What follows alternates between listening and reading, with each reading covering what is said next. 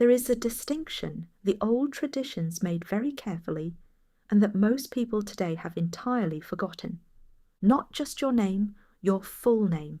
In the folklore of Britain and Ireland, of Scotland and Wales, of Brittany and the Norse countries, the partial name, the given name, the familiar name, the name your friends used, was dangerous enough in the wrong company. We have explored that danger before, but the full name, the complete name, the name that carried not only your individual self, but your lineage, your ancestry, your family's accumulated history and identity, was understood as something categorically different, something more complete, something that gave a faerie being not merely a key to your person, but a key to everything you came from and everything you belong to. The full name was the whole map, and handing the whole map to a faerie was not merely an act of personal vulnerability. It was, in the tradition's understanding, an act of exposure that reached backward through time to your ancestors and forward through time to your descendants. It opened doors that a given name alone could not open. It created connections that a partial name could not create.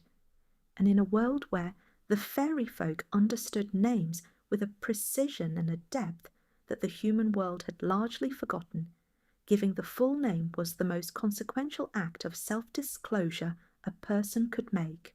Tonight we will explore 10 quiet chapters on why you must never tell the fae your full name.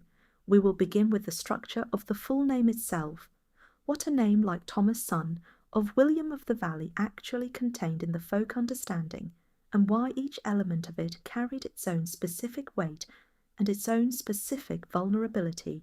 We will examine the lineage dimension, how the family name connected the individual to their ancestors in ways that made the full name a portal, not merely to one person's nature, but to their entire bloodline. We will look at the naming ceremonies of the Celtic and Northern European world, the rituals through which the full name was formally bestowed, and the protections that surrounded those rituals. We will explore the specific powers that the full name unlocked in fairy hands, powers that exceeded what a partial name could access, that reached into domains of life and identity that the given name alone left untouched. We will examine the tradition of the secret surname, the family name kept hidden from certain categories of encounter, the deliberate management of lineage disclosure that the folk tradition recommended. We will look at the specific context in which the full name was most dangerous, the times, the places, the types of fairy encounter where the complete identity signature was most urgently to be withheld. We will trace the full name tradition into the literary record, where it shaped some of the most enduring stories about naming and identity in the Western tradition. We will consider what the full name prohibition reveals about the fairy folk's understanding of human kinship and human time. We will examine the counter-strategies, the deflections, the partial names, the ways of introducing oneself that gave enough without giving everything. And finally, we will sit with what the full name prohibition tells us about identity itself, about what it means to be not just yourself, but the inheritor and representative of a lineage, and why that inheritance was understood as both your greatest dignity and your deepest vulnerability. Before we begin, if these slow journeys through the older layers of folk belief bring you rest, I hope you will consider subscribing to the channel. And if the world of fairy lore and the mystical speaks to you, our curated collection of nature-inspired shirts is linked in the description below. Now settle in. We are going to think carefully about names, specifically about the complete name, the name that contains multitudes, the name that says not just who you are, but where you come from and who came before you. And we are going to understand why, in certain company, that name was the most dangerous thing you could speak aloud. To understand why the full name was so specifically and so completely dangerous in the faerie tradition, we need to understand what a full name actually was, what it contained, what it expressed, what information it encoded about the person who bore it. In the modern world, a full name is understood primarily as a social identifier, a label that distinguishes one person from another in administrative and legal contexts, that allows correspondence and record keeping to be accurately directed, that provides a certain degree of social specificity in contexts where a given name alone would be ambiguous. John Smith is more specifically identified than John. Elizabeth Mary Worthington is more precisely located in the social world than Elizabeth alone. The full name does useful administrative work, and most of us do not think of it as carrying any meaning beyond this practical specificity. In the older world that the faerie protection tradition inhabited, the full name was understood very differently. It was understood as a layered document, a statement about a person that contained multiple distinct kinds of information, each of which had its own significance and its own implications. The layers were not merely social or administrative. They were understood as genuinely constitutive, as parts of what made the person who they were, in a metaphysical sense that the modern world has largely abandoned. The first layer was the given name, the personal name bestowed at birth or at baptism, the name that identified the individual as a particular self rather than as a member of a category. This layer connected to the individual's own nature, the person they were at their most intimate and most essential. We have explored the power of this layer in other contexts. The given name connected to the soul in ways that made it dangerous to share with beings who understood names differently from how the human world understood them. The second layer was the patronymic or family name, the element of the name that connected the individual to their lineage. In the Celtic naming traditions of Ireland and Scotland, the patronymic was explicit in the name structure itself, Mac or Mac before the name, meaning son of, Ni or Nick for women, daughter of, O before the name, meaning grandson or descendant of. In Welsh tradition, AP or Abe, son of, and Ferch or Ferch, daughter of, perform the same function. In the Norse tradition, son and daughter were added to the father's name. The family element of the name was not merely a label attached after the given name for social convenience. It was a specific declaration of lineage, a statement of whose child this person was. The third layer, present in many traditional naming systems, if not always in the formal name itself, was the territorial or place element, the connection to a specific location, a specific landscape, a specific community. In Irish Gaelic, the clan or sept name connected an individual not only to their immediate family, but to a much larger kinship group associated with a particular territory. In Scottish Highland tradition, the clan name placed the individual within a web of loyalty and obligation that extended outward from the immediate family across the entire clan structure. In English and Welsh naming, the of element, Thomas of Glastonbury, Owen of the Valley, placed the individual in a specific geography. These three layers together, individual identity, lineage, territory, constituted the full name in the tradition's understanding, and each layer carried its own specific vulnerability in encounters with faerie beings. The given name gave access to the individual self. The family name gave access to the lineage, to the ancestors and the descendants, to the accumulated spiritual and moral heritage of the family line. The territorial element gave access to the relationship between the individual and the landscape, to the specific places where the family had roots, where the dead were buried, where their obligations and their loyalties were grounded. The faerie tradition understood all three layers as genuinely significant and genuinely accessible through the name. The faerie being that possessed your full name did not simply have a key to your own nature, it had a key to your lineage, to your father and your grandfather, and the long chain of ancestors stretching backward through time. It had a key to your territorial belonging, to the specific landscape where your family was rooted and where your obligations lay. It had, in the fullest possible sense, the complete map of who you were, not just the individual self, but the self in its full context of family, ancestry, and place. This is why the full name was so categorically different from the partial name in the tradition's understanding. The partial name, or the given name alone, was dangerous because it exposed the individual self. The full name was dangerous at an entirely different scale because it exposed the individual self and everything the individual self was embedded in. To give the full name was to give access not just to a person, but to a lineage, not just to a living individual, but to all the dead they descended from, and all the living and as yet unborn they were connected to through blood and obligation. The Roman naming system provides an illuminating parallel to the Celtic understanding of what layers a full name contained and what each layer meant.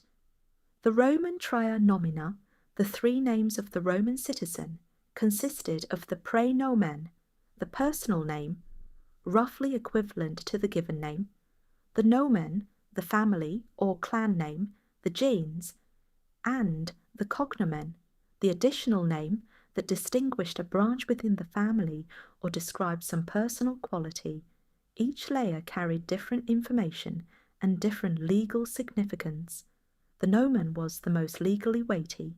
It identified which genes, which clan, the citizen belonged to, and therefore what collective identity and collective obligations they bore. The cognomen was the most socially descriptive. It told you something specific about this person or this family branch within the larger genes. The praenomen was the most personal.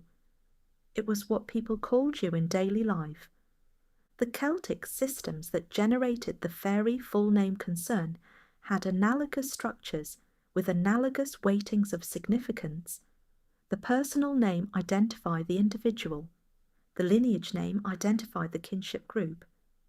The territorial name identified the landscape belonging. And just as the Roman nomen was the most legally consequential element of the Roman name, the element that determined which collective body of law and obligation applied to the citizen, the lineage element of the Celtic full name was the most consequentially dangerous in faerie encounters because it extended the faerie being's access from the individual to the collective. The tradition that grew up around protecting the full name from faerie disclosure was therefore, in part, a tradition of protecting the most legally and metaphysically consequential layer of the name from unauthorized access. The person who gave only their given name in a faerie encounter was giving the least consequential layer, the personal name that identified the individual self. The person who gave only their family name was giving a more consequential layer, the collective identity of the lineage, and the person who gave all layers together in the form of the complete name was giving the faerie being access to the full legal and metaphysical map of their identity in all its dimensions. The ring was real, its form was real, the full name was real, its vulnerability was real, and the tradition that preserved the warning understood this with great clarity. The Gaelic tradition had a specific vocabulary for the layers of the name that illuminates the tradition's understanding of what each layer contained. The AINM, the name in its most basic sense, was typically the given name, the personal identifier. The Slóinead, from the word meaning to trace lineage, was the family name element, the part of the complete name that placed the individual within their kin group. The distinction between Aeon and Sloinead was not merely grammatical. It was a distinction between two different categories of identity information, with different implications and different management requirements. The Aeon identified the person. The Sloinead identified the family, and the combination of both was the complete name, the full identity declaration that the tradition regarded with such specific caution. The Sloinead's role in legal proceedings in early Irish society was particularly significant. In a system where collective kin responsibility was a foundational legal principle, the Sloinead was the legal handle through which the kin group could be identified, summoned, and held accountable. A person without a Sloinead, a foundling, an exile who had been cut off from their kin, a person whose lineage was unknown, was a person whose legal standing was severely compromised because the collective responsibility framework could not apply to someone whose collective was not identifiable.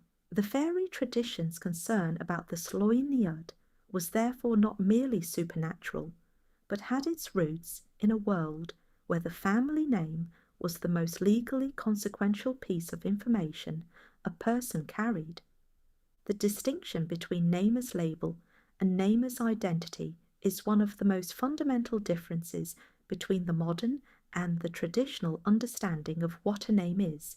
In the modern, bureaucratic world, the name is primarily a label, a string of sounds or letters attached to a person for administrative purposes, replaceable in principle by a number or a code that would serve the same identifying function. The folk tradition that generated the full name prohibition held a position so distant from this view as to be almost incomprehensible from within it. The name was not attached to the person. The name was part of the person. The given name was part of the individual self.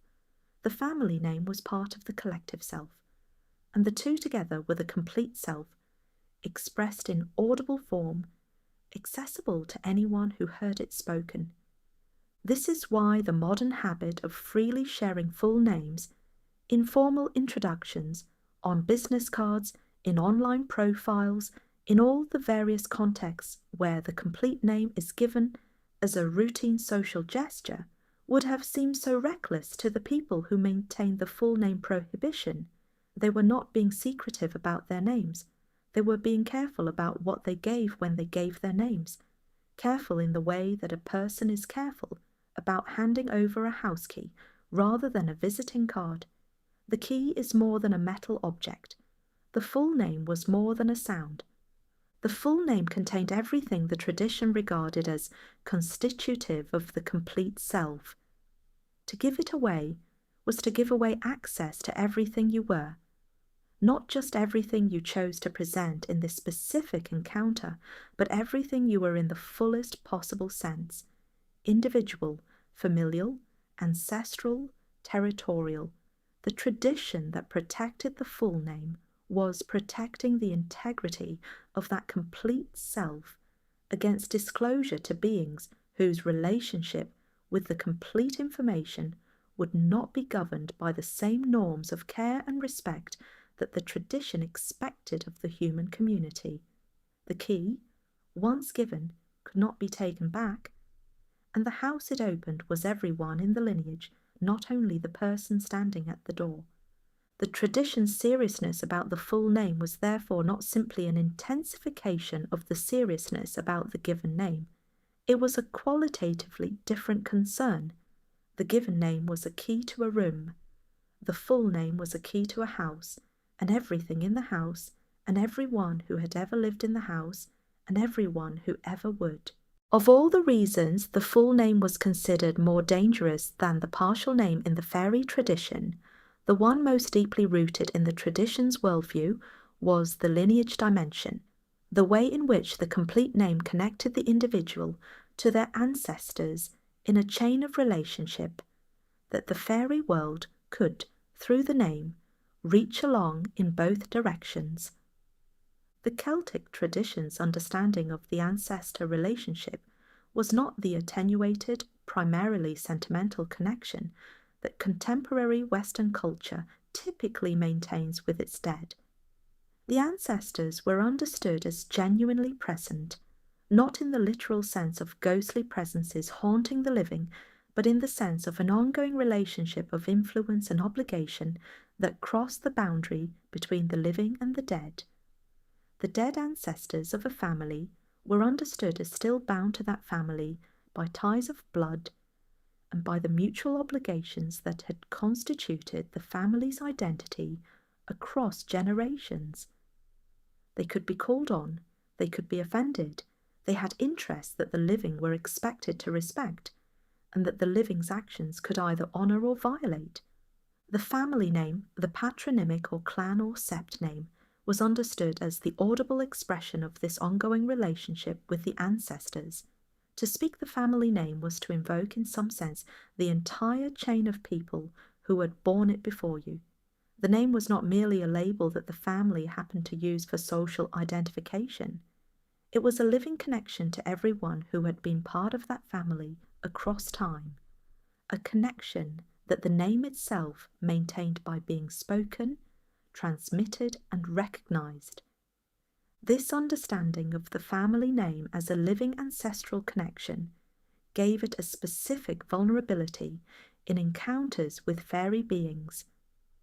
The fairy folk, in the tradition's picture of them, were beings with a very long relationship with time, beings who might have been present in the landscape for longer than any human family's recorded memory, who understood the movement of generations in ways that the human perspective, bounded by a single lifetime, could not easily grasp. A fairy being that possessed the family name of a human was a fairy being that could reach along the ancestral chain, that could, through the name, engage not merely with the living individual, but with the entire family as a temporal entity. The practical implications of this in the tradition were serious. The fairy that knew a family's full name could, in principle, draw on the vulnerabilities not just of the present generation, but of the whole lineage, debts that had been incurred in previous generations, obligations that an ancestor had failed to meet, agreements that had not been properly concluded, offences that had not been properly addressed, could be called in against the present bearer of the name, because the name was the legal fiction, so to speak, through which the entire family's identity was expressed, and through which the entire family's obligations were carried. The Irish concept of the fine, the extended kin group whose members were collectively responsible for each other's debts, obligations, and offences, is relevant here. In early Irish law, the fine as a unit was legally and morally responsible in ways that extended beyond any single individual. The offences and obligations of one member of the fine had implications for the whole group. The fairy tradition adapted this legal and social understanding to the supernatural context. The family name was the label that identified the fine as a unit, and the fairy being that possessed the family name had access to the fine's collective identity and collective vulnerability.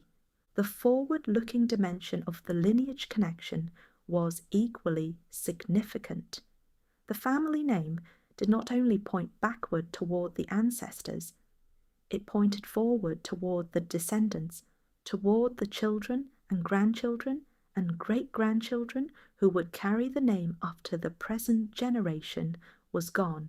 The fairy being that possessed a family's full name had, in the tradition's understanding, a connection to the family's future as well as its past.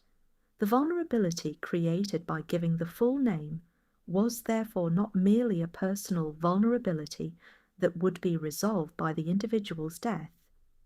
It was a lineage vulnerability, one that persisted as long as the family persisted, as long as the name was borne by living members of the lineage.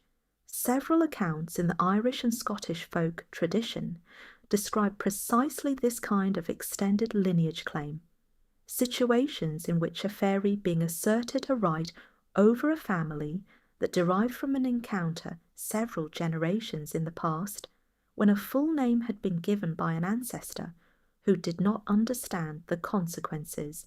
The contemporary member of the family who experienced the consequences of an ancestor's disclosure had no direct personal connection to the original encounter. They were experiencing the forward-reaching implications of a vulnerability that their ancestor had created through ignorance or carelessness. The tradition's response to this concern was not simply to warn against giving the full name, but to actively manage lineage disclosure across generations, to transmit within the family the knowledge of which ancestors had been in dangerous faerie contact, what protections had been established in response, and what the continuing obligations of the living family were in relation to those old encounters. This transmission of protective knowledge was itself a form of ancestral obligation. The living were responsible not only for their own faerie encounters, but for the ongoing management of their ancestors' unresolved ones. The Irish legal concept of the Dearg Fine, the true kin group, the four-generation family unit that constituted the basic unit of Irish law, is directly relevant to understanding the lineage dimension of the full name prohibition. The Dearg Fine consisted of all the male line descendants of a common great-grandfather, the person themselves, their father, their grandfather, their great-grandfather, and all their cousins within the same four-generation span. This four-generation unit was collectively responsible for each member's debts and offences, collectively owned the family land, and collectively bore the obligations and the rights that the family name expressed. The implication for the full name prohibition was direct. The faerie, being that obtained the full name of a member of the Dearg Fine, had obtained access not just to that individual, but to the entire four-generation unit, to everyone within the Dearg Fine who bore the same ancestral connection. The scope of the vulnerability created by giving the full name was therefore not merely the individual and their immediate family, but the entire legal kinship unit that Irish law defined as the relevant collective, four generations of people connected through the male line, all of whose collective identity was expressed in the same family name. The Welsh equivalent, the Gwaeli, the ancestral holding group, had a similar structure and a similar implication. The Gwaeli was the extended kin group that held common rights over a particular territory defined by descent from a common ancestor within a certain number of generations. The Gwaeli name and the territorial name together constituted the full expression of a Welsh person's collective identity, and the faerie, being that obtained this complete information, had obtained access to the collective as well as the individual. The forward-looking dimension of the lineage connection was equally significant. The family name did not only point backward toward the ancestors, it pointed forward toward the descendants, toward the children and grandchildren and great-grandchildren who would carry the name after the present generation was gone. The faerie, being that possessed a family's full name, had, in the tradition's understanding, a connection to the family's future as well as its past. The vulnerability created by giving the full name was therefore not merely a personal vulnerability that would be resolved by the individual's death. It was a lineage vulnerability, one that persisted as long as the family persisted, as long as the name was borne by living members of the lineage.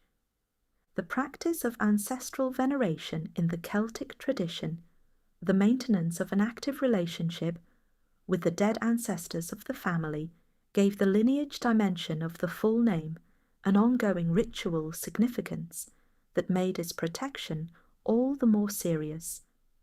Ancestors were not merely historical figures whose significance was confined to the past. They were ongoing presences in the life of the family, beings whose welfare depended partly on the proper maintenance of their memory and their name, and whose influence on the living family's fortunes was understood as continuing after their death. The family name was one of the primary vehicles through which this ongoing relationship was maintained, and the protection of the family name from faerie access was in part the protection of the ancestral relationship from faerie interference.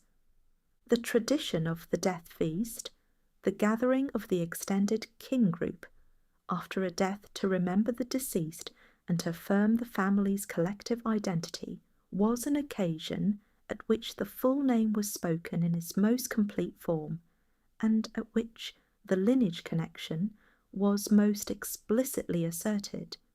The speaking of the dead person's full name at the death feast, in the presence of the assembled kin, was simultaneously a memorial and an affirmation of the lineage's continuity.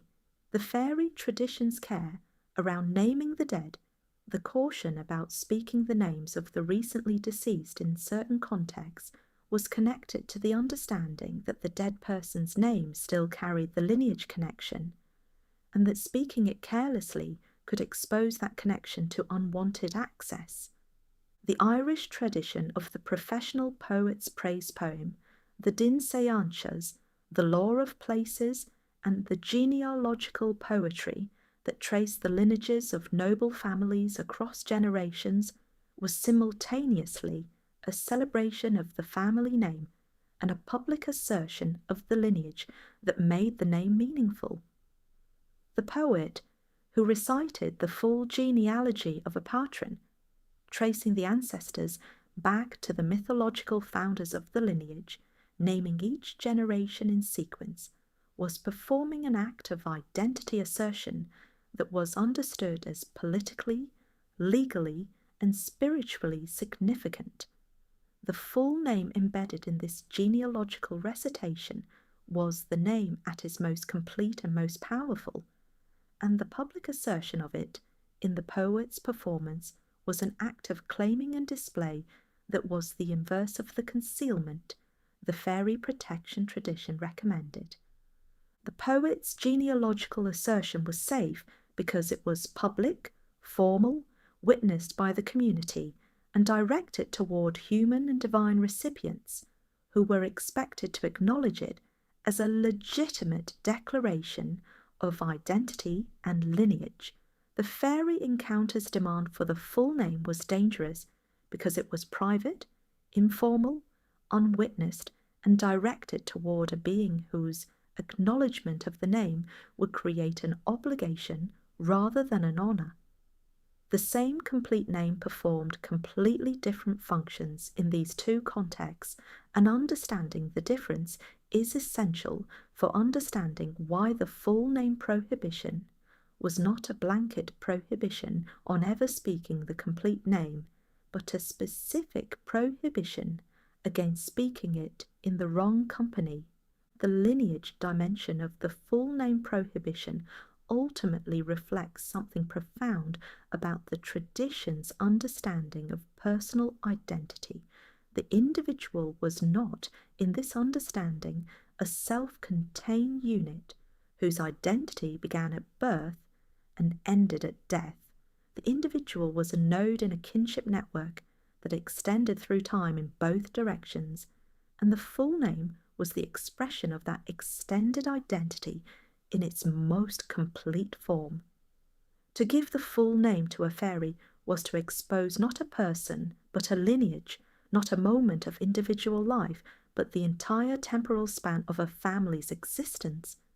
No wonder the tradition regarded such disclosure as the most consequential act a person could make. In the Celtic and Northern European traditions, the formal bestowing of a full name was not a casual act. It was a ceremony, a deliberate, structured, socially witnessed event that was understood as genuinely creating something in the world, not merely recording the name of a new person, but establishing the person's identity in the full sense, binding the individual to their lineage and their community through the formal declaration of their complete name. The naming ceremony in early Irish tradition, the gabhail, ainam, the taking of a name, was conducted within specific time frames and with specific witnesses. The child received its name from his father or his father's kin in a ceremony that acknowledged the patrilineal connection through which the family name would be transmitted. The name was spoken aloud, publicly, formally, in a context where its utterance had social and spiritual weight, and the speaking of it was understood as completing the child's entrance into the family's identity. Before the naming ceremony, the child existed in a state of social and spiritual incompleteness, not yet fully part of the lineage, not yet bearing the ancestral connection that the full name expressed. This pre-naming period was also, significantly, the period of greatest faerie vulnerability. The child who had not yet been formally named, who existed outside the full protective framework of the lineage name, was a child whose identity was incompletely defined, whose connection to the ancestral chain had not yet been formally established, whose place in the network of kinship obligations was not yet secured. The faerie folk, in the tradition, were most likely to attempt changeling substitution during this vulnerable period, the period before the naming, when the child was still, in a sense, adrift between the human world and the other world, not yet fully anchored in the identity that the family name would provide. The specific protections that surrounded the pre-naming period in the Celtic tradition were therefore largely iron and verbal protections. The iron tongs laid across the cradle, the iron nail in the wood of the bed, the spoken prayers and protective invocations that the family repeated over the child until the naming ceremony anchored the child in its human identity. These protections acknowledged the child's vulnerability and attempted to compensate for the lack of the name's protective function before the name had been formally bestowed. Once the naming ceremony had been conducted and the full name formally established, the name itself acquired a specific kind of protective function alongside its expressive function. The child who bore the full name was a child who had been formally claimed by the lineage, who was now unambiguously a member of the ancestral chain, recognized by the community and by the spiritual framework of the tradition as belonging here in this family with these ancestors behind them and these obligations before them.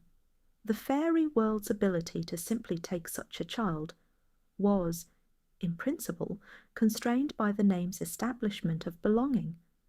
The Norse naming tradition had parallel structures and parallel concerns. The naming of a child in the Norse world, the vatni eyu se, the sprinkling with water, was a ceremony that both named the child and formally accepted it into the family. Before the ceremony, the child could be exposed, could be given away, could be placed in the social category of the unnamed and therefore unprotected. After it, the child had a name, had a father, had a family, had, in the full social and spiritual sense of the tradition, an identity that the community recognized and that the supernatural world was expected to acknowledge. The specific elements that constituted the complete Norse name, the given name, the patronymic, the family or clan name, and in some contexts the byname or nickname that describes some quality of the person, each contributed to the complete identity signature. The byname is a particularly interesting element. The description of the person, based on their specific qualities, their appearance, their deeds, their character. Names like Eric the Red, Ivar the Boneless, Sigrid the Proud, these bynames were public expressions of individual distinction that added a fourth layer to the complete name, but they were also a layer that was, in principle, safer to give than the others, because the byname described the social self rather than the metaphysical self. It spoke to what others saw of you rather than to what you essentially were. The Welsh naming tradition reflects similar structures.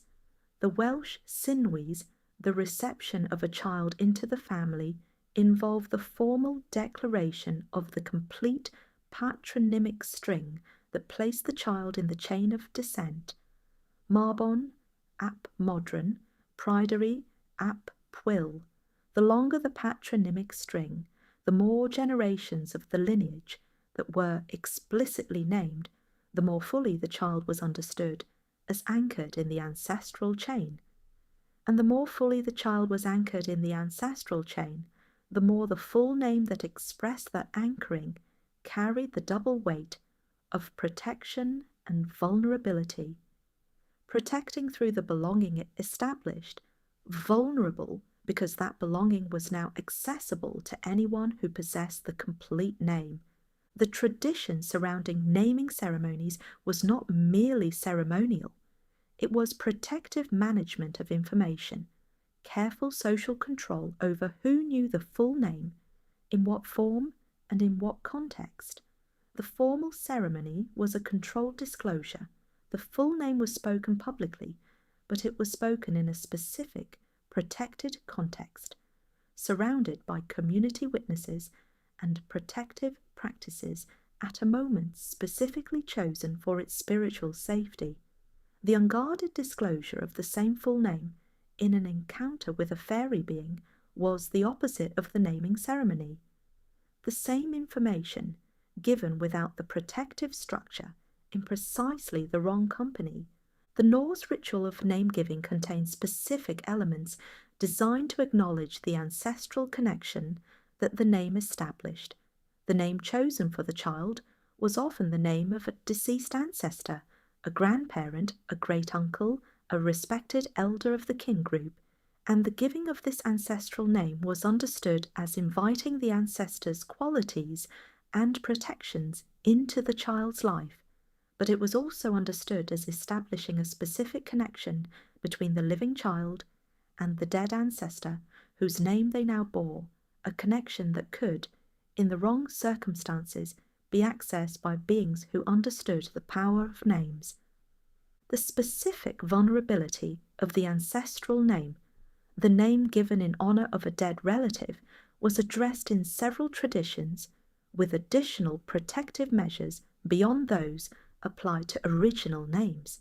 The child who bore a grandparent's name was a child who carried not only their own identity, but a direct link to the ancestor's identity, and the faerie world's ability to use ancestral names to reach through to the dead was understood as making such children doubly vulnerable.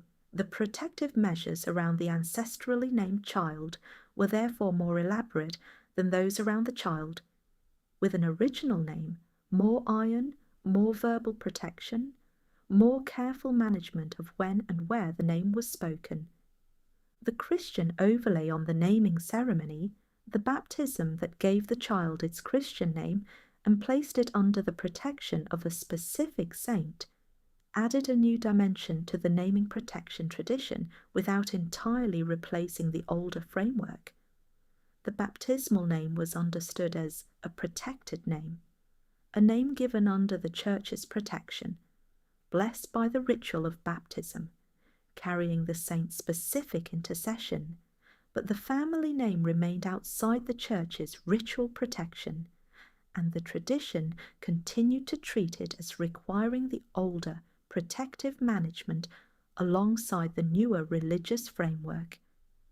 The two systems coexisted, each addressing different dimensions of the naming vulnerability.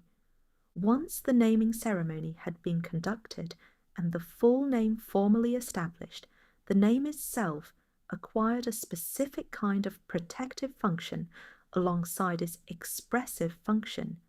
The child who bore the full name was a child who had been formally claimed by the lineage, who was now unambiguously a member of the ancestral chain, recognized by the community and by the spiritual framework of the tradition as belonging here in this family, with these ancestors behind them and these obligations before them. The formal structure of the naming ceremony in the Christian period incorporated elements specifically designed to establish the child within a protective community that was both human and divine. The godparents, The sponsors who stood with the child at baptism were witnesses to the name-giving who took on specific obligations toward the named child, including the obligation to protect the child from spiritual harm. The godparent relationship was understood at its most serious as a commitment to maintain the protective framework around the child's identity, the named baptized identity that the ceremony had established. This human protective structure around the name was designed to complement and reinforce the spiritual protection that the baptism itself was understood to provide. The tradition of not speaking a child's name outside the household in the first days or weeks of life before the formal naming ceremony had been conducted appears in various forms across the Celtic and Northern European traditions. This pre-naming silence was a protective measure. The child whose name had not yet been formally established was a child whose identity was not yet fully anchored in the human world, and the speaking of an as yet unofficial name in contexts outside the protected domestic space was understood as potentially exposing the incomplete identity to interference. The naming ceremony was not merely a social event. It was the moment at which the full protective framework of identity was established, and everything before that moment required compensating protective silence. The specific timing of naming ceremonies across different cultural traditions reflects a common concern about the pre-naming period and its vulnerabilities that the faerie full name prohibition addressed from a different angle. The interval between birth and naming, anywhere from 3 days to several weeks in different traditions, was understood as a period in which the child existed in a spiritually liminal state, not yet fully claimed by either the human world or the other world. The protections placed around children during this interval, the iron, the rowan, the salt, the fire, the continuous presence of an adult guardian, were protections specifically designed for the pre-naming vulnerability that the naming ceremony would resolve by anchoring the child in the human world through the full declaration of their identity. The folk tradition's understanding of the naming ceremony as a form of spiritual anchoring connects directly to the full name prohibition in faerie encounters. The full name was dangerous to give away precisely because it was the anchor. The person whose full name was known to a faerie being had, in some sense, had their anchor loosened. The thing that connected them to their specific place in the human world's web of kinship and territory had been made accessible to a being whose interests might not include keeping that anchor secure. The naming ceremony established the anchor publicly and with community protection. The faerie encounter with a full name threatened the anchor privately and without any protection at all. Understanding the naming ceremony is essential for understanding the full name prohibition, because the ceremony illuminates what the full name actually was, not a label applied externally to a person, but a formal declaration of identity that the community and the spiritual world were both expected to recognize and respond to. The faerie beings that the tradition warned against were, in this framework, simply another category of beings that the full name declaration addressed. Beings that were expected to recognize the name and to respond to it, but whose response the human world had very good reasons to want to prevent. The tradition drew a clear distinction between what a faerie being could do with a partial name and what it could do with a full name. The partial name, the given name alone, gave access to the individual and created the vulnerabilities we have explored in other contexts, the power to find, to bind, to compel, to begin the process of transforming the person toward the faerie world's requirements. These were serious powers, and the given name alone was dangerous enough to generate the extensive prohibition that the tradition maintained around it. But the full name, the complete name, the name that expressed the individual in their full lineage and territorial context, unlocked additional powers that the partial name could not access. Understanding these additional powers requires understanding what the faerie tradition believed was added when the family name was combined with the given name, what the complete name contained that neither element contained alone. The first and most significant additional power was the power of ancestral claim. A faerie, being that possessed only the given name, had a claim on the individual. A faerie, being that possessed the full name, had a claim on the individual as a member of their lineage, and through the lineage, a potential claim on the family's accumulated obligations, the family's ongoing debts, and the family's future generations. This is the distinction between having access to a person and having access to a family, and it is a distinction that the tradition regarded as fundamental. In practical terms, this ancestral claim power meant that the faerie, being with the full name, could call on things that the individual personally had not done and could not be held individually responsible for. The ancestor who had made a promise to a faerie 3 generations back, a promise that had not been fulfilled, that had been forgotten, that had simply been lost to family memory, was an ancestor whose unpaid debt the faerie being could now call in, because the full name of the present family member gave the faerie access to the entire lineage's outstanding account. The second additional power was the power of territorial binding.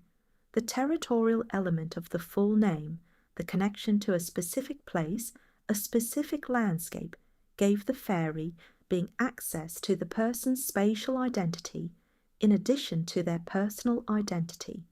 In the faerie tradition, the relationship between a person and their territory was not merely geographical.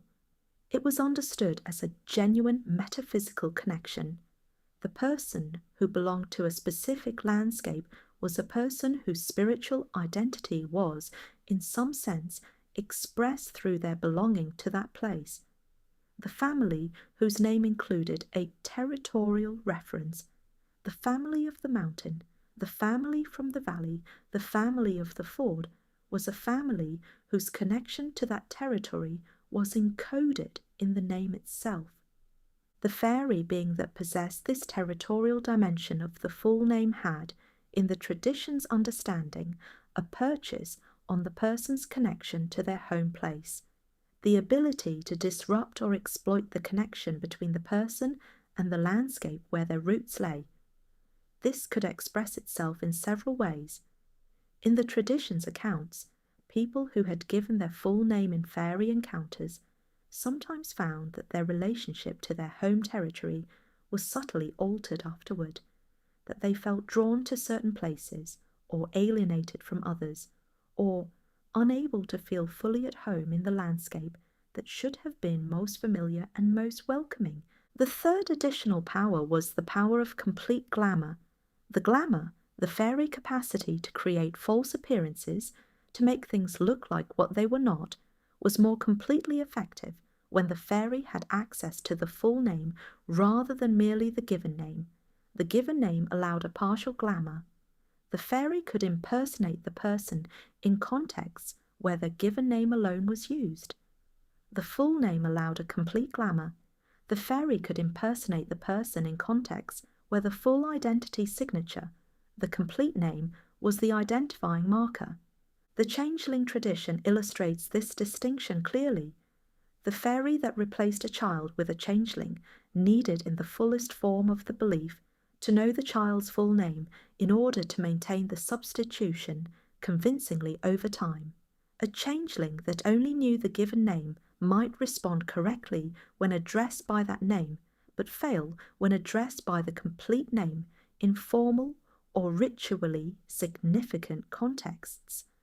A changeling that had the full name was more completely equipped to sustain the deception, to pass in all the contexts where the full identity was required. The fourth additional power was what the tradition called the power of summons, the ability to call the person not merely to a specific location, but across boundaries that the given name alone could not compel the crossing of. The given name could draw a person toward the faerie world's influence. The full name could, in the tradition's most serious accounts, compel the crossing of the boundary between the worlds themselves, could require the person to come to the faerie world in a way that was qualitatively more complete and more difficult to resist than the drawing that the given name produced. The fifth additional power that the full name unlocked, beyond the four we have already examined, was what the tradition called the power of representative claim. This was the ability of the faerie being to treat the individual who had given the full name not merely as themselves, but as the representative of their entire lineage, to hold the individual accountable for the collective's obligations, or conversely, to use the individual as a conduit through which the collective could be affected.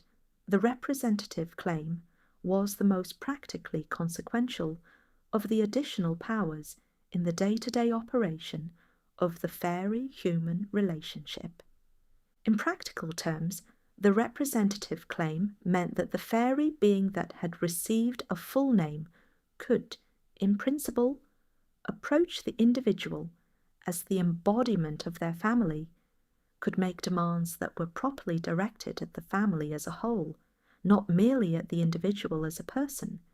This was the mechanism through which the historical debts of ancestors were made the problem of descendants.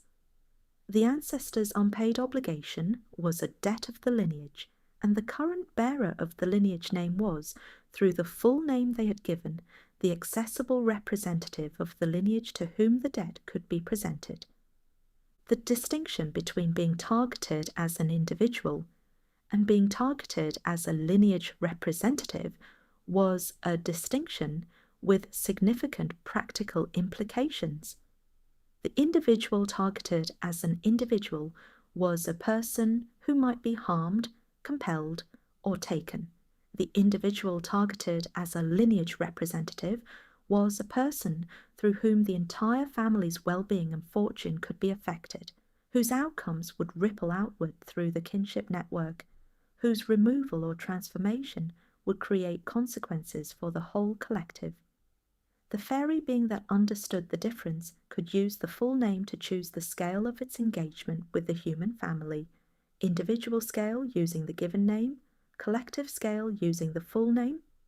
These additional powers were the specific dangers that the full name prohibition was designed to address. They were not dangers that could be addressed by protecting only the given name. The tradition's insistence on protecting the full name, not merely the given name, reflected a precise understanding of what the complete name added to the partial name, and why that addition was so specifically and so seriously dangerous. The tradition of the binding promise, the faerie promise that was irrevocable once made, that could not be unmade by any subsequent change of mind or change of circumstance, was directly connected to the full name's power through the mechanism of the lineage claim. When a faerie being extracted a promise from a mortal, using the leverage of the full name, the promise was binding on the lineage as well as the individual. It could be called in against the person's descendants if the original person died before fulfilling it. This extension of the promise's binding force through the family name was one of the most specific and most practically consequential expressions of the full name's additional powers. The accounts of families that maintain specific obligations to faerie beings across multiple generations, obligations that had originated in a founding ancestor's encounter, had been transmitted through the family as a specific duty alongside the family name, and that the present generation was still expected to observe, are among the most interesting examples of the lineage scale consequences of full name disclosure, These multi-generational obligations were not understood as impositions from outside the family, but as part of the family's own identity, as much a part of who they were as the name itself, because the name and the obligation had been established together in the original encounter that had created both. The relationship between the full name's additional powers and the specific categories of faerie interference most feared in different communities shows interesting regional patterns.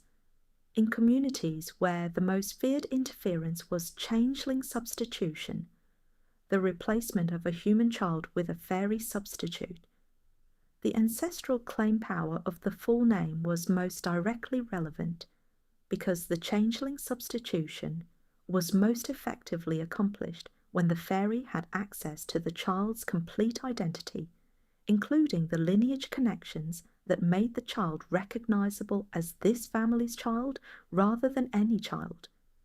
In communities where the most feared interference was with the dairy and the livestock, the territorial binding power was most relevant because the dairy was connected to the territory in ways that the territorial element of the full name made accessible.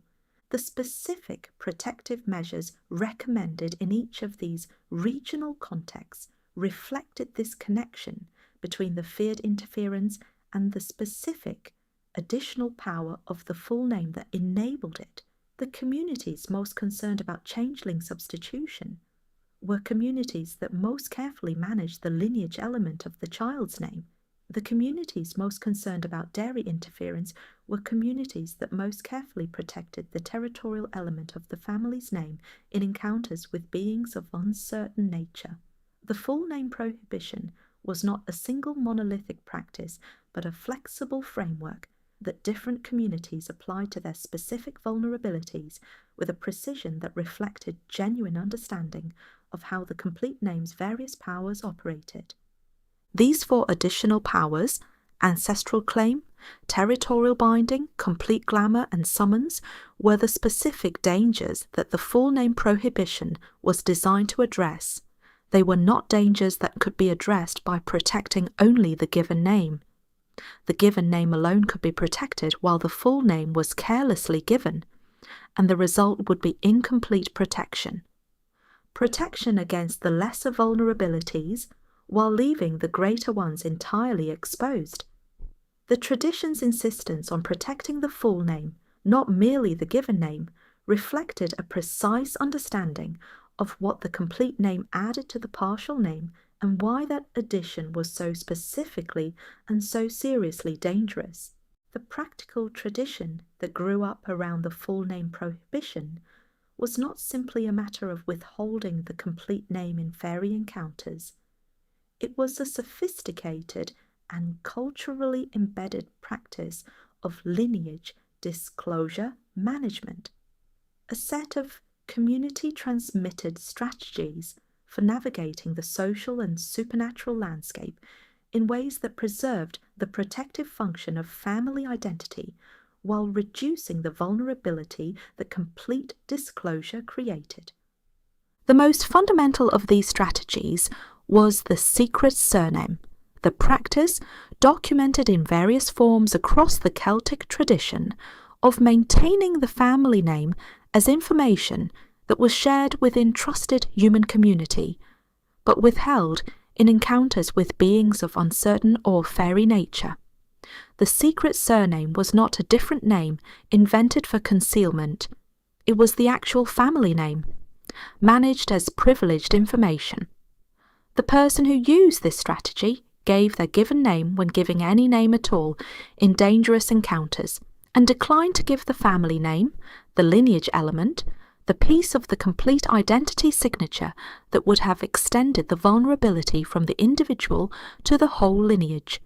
This practice required a degree of social sophistication that is easy to underestimate. The Celtic societies in which it was maintained were societies with strong traditions of hospitality and social courtesy, traditions in which the exchange of names and genealogical information was a fundamental part of how people establish their relationships with strangers and with the communities they move through. To withhold the family name in ordinary social encounters would have been a significant breach of convention. The skill lay in distinguishing between the encounters where the convention applied and the encounters where the concealment was necessary, in reading the situation well enough to know when the stranger at the crossroads was a stranger to whom normal social courtesy applied, and when they were something else. The tradition of the use name or work name, the alternate name used in specific high-risk contexts in place of the true name, was a related strategy. This was a name that the person gave in encounters where they could not simply refuse to give a name at all, that served the social function of the introduction without giving the metaphysically significant information that the true name contained. The use name was typically constructed from elements that were not personally identifying in the dangerous sense, a description of appearance or occupation, a reference to a geographical feature that was public rather than familiarly specific, a name borrowed from a common stock of placeholder identities that the tradition maintained for exactly this purpose. The Irish tradition's complex relationship with the sept name, the name that identified membership in a specific kinship group, added another layer to the lineage disclosure problem. The sept name was often identical to or closely related to the clan name, and giving the sept name was tantamount to giving the lineage name in contexts where the faerie beings involved had enough knowledge of human social organization to understand what the sept name implied about the speaker's ancestry.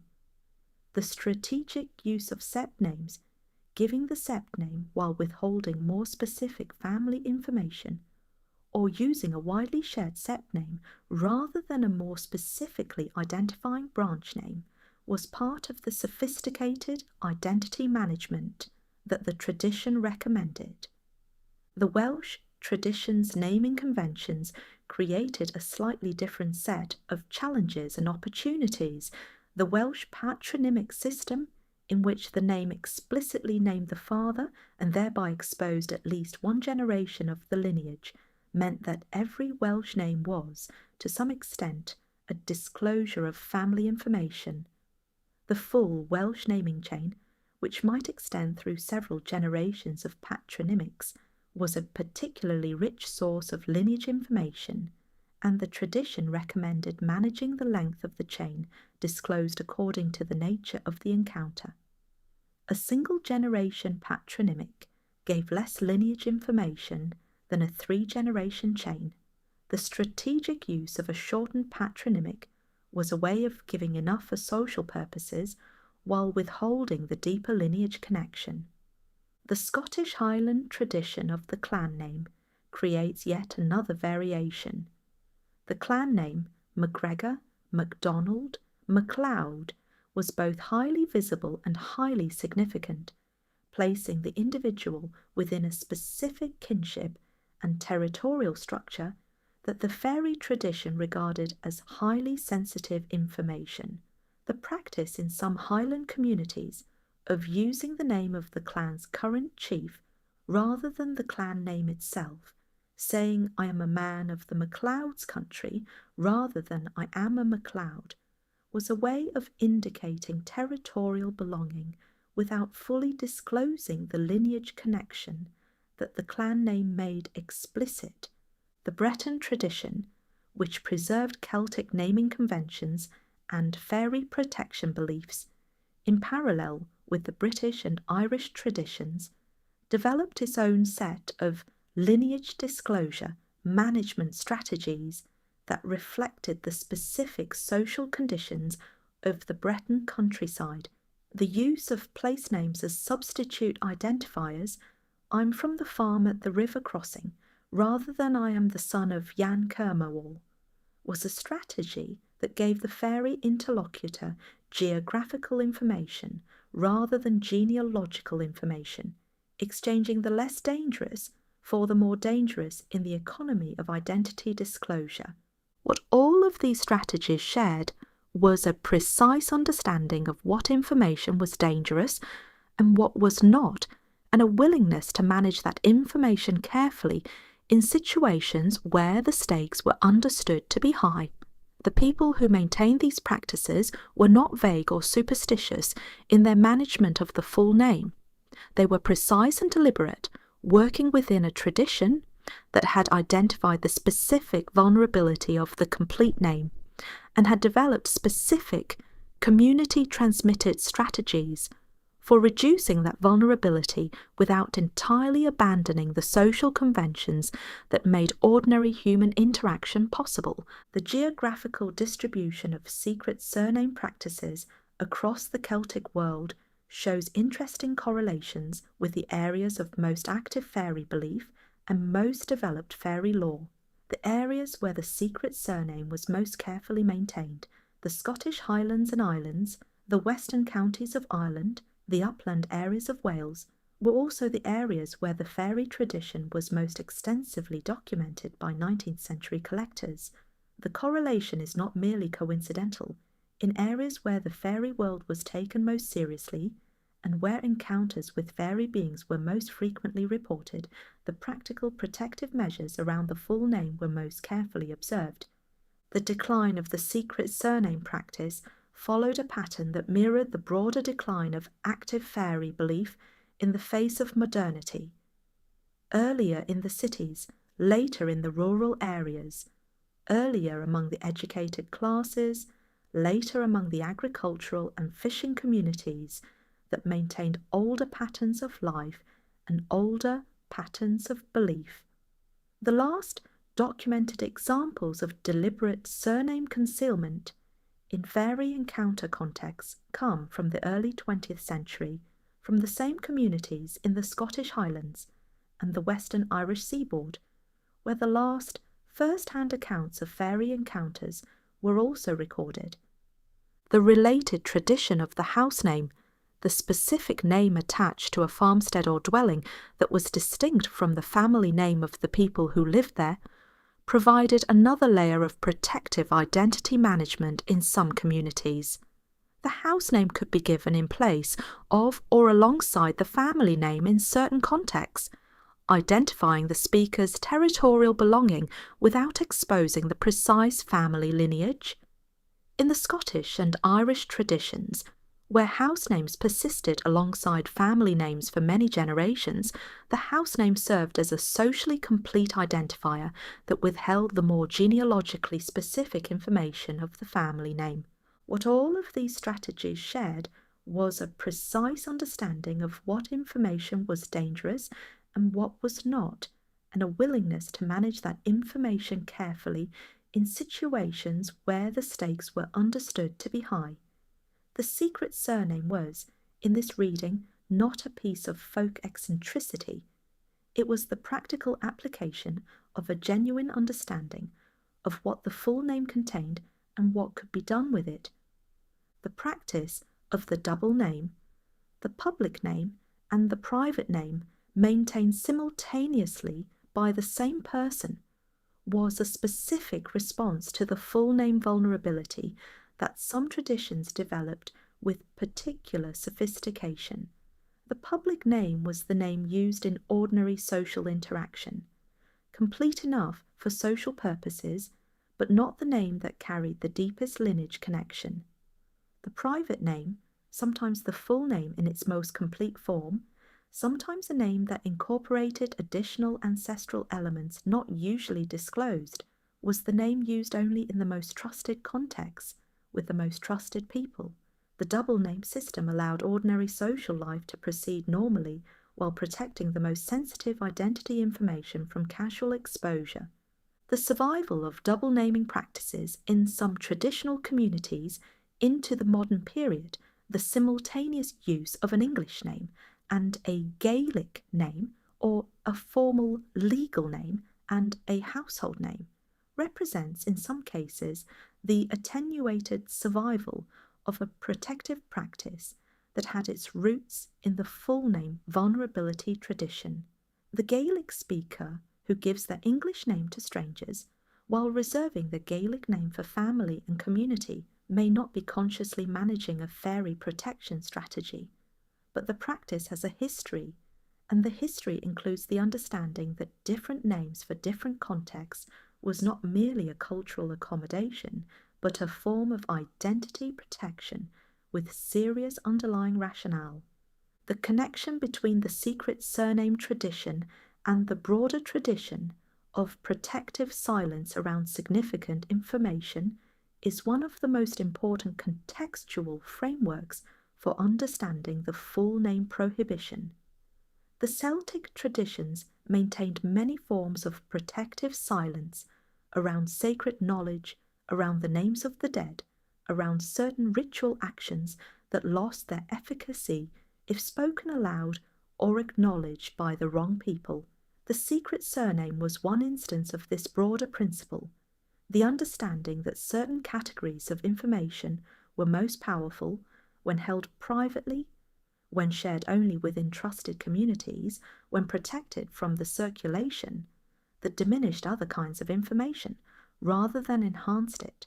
The contrast between the full name as a source of power when asserted publicly in the right context, the naming ceremony, the poet's genealogical recitation, the legal testimony of lineage, and the full name as a source of vulnerability when disclosed privately in the wrong context, the faerie encounter, the careless introduction at the liminal hour, the name spoken at the crossroads to an unknown interlocutor, illuminates the tradition's sophisticated understanding of context dependency. The same information that was protective and empowering in one context was dangerous and disempowering in another. The skill was not to possess the right information, but to understand the right context in which to deploy or protect it.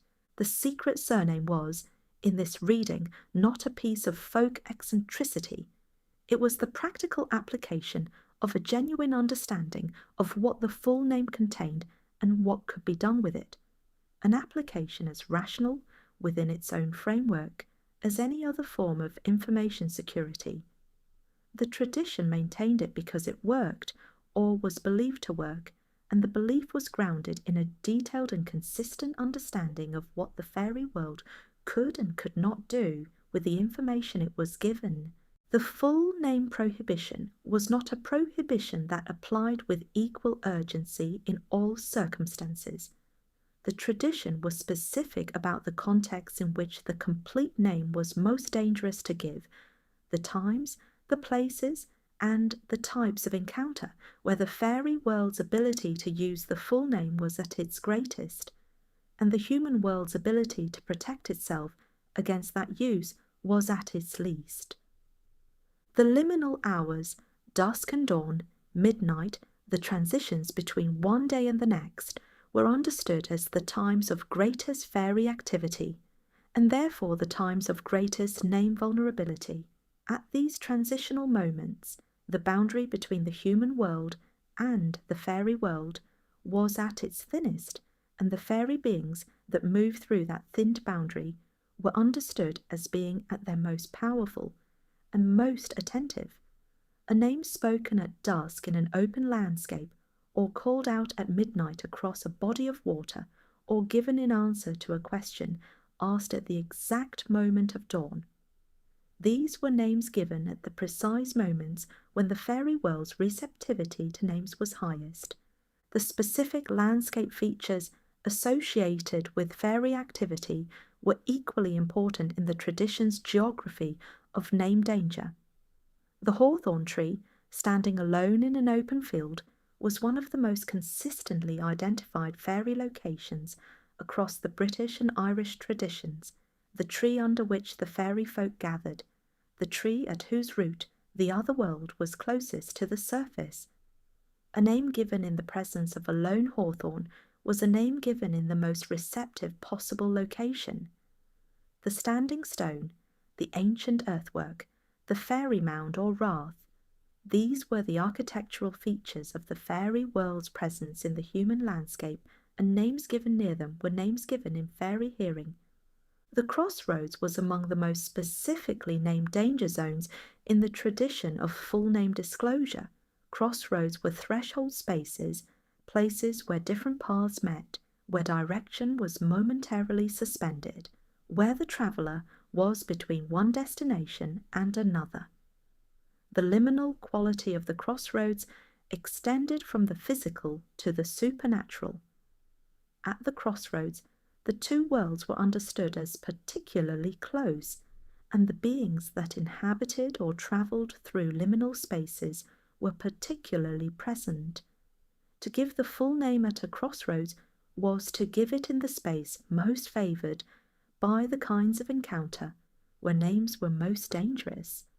The body of water at the boundary of territories was another specifically identified danger zone. Rivers marked the edges of territories in the Celtic world. They were the boundaries between one kinship group's land and another's, between one administrative unit and the next, between one community and another. As boundary features, they were also faerie locations, places where the two worlds met in the same way they met at the crossroads. The full name given at a river crossing, at a ford, at the edge of a lake. These were full names given at the points in the landscape where the lineage element was most significant, because rivers were the boundaries that defined the territories to which lineages belonged. The night of the great festivals was a time of particularly heightened name danger. Samhain, the October festival at the year's turn, when the dead and the fairy folk moved most freely through the human world, was the night above all others when names were most to be protected.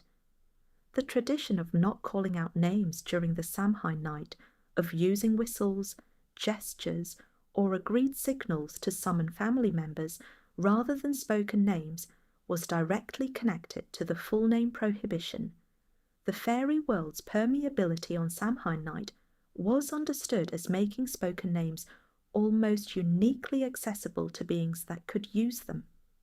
Beltane, the May festival, at the opposite point of the year's turning, was the other great night of name danger, though for somewhat different reasons. Where Samhain was associated with the dead and the darker aspects of the other world's crossing, Beltane was associated with the most active and most powerful of the living fairy folk. With the fairy host in its most energetic and most engaged state, moving through the landscape at the height of their vitality, names given on Beltane night were given to fairy beings at their most fully powered, and the vulnerability created by such disclosure was correspondingly greater. The personal circumstances of vulnerability also mattered in the tradition's geography of name danger. The person who was recently bereaved, who had just lost a family member, and whose connection to the ancestral chain was therefore in a particular state of activation, was understood as more vulnerable to fairy name use than usual. The person who was seriously ill, whose vitality was reduced, and whose defences were therefore compromised. The person who was in a state of significant transition, newly married, newly widowed, newly arrived in a different territory, was a person whose identity was in a kind of flux, whose lineage connections were being renegotiated, and whose full name therefore potentially more accessible to exploitation. The tradition's map of name danger was therefore a complex one, a matrix of times, places, and personal circumstances that intersected to create varying degrees of vulnerability.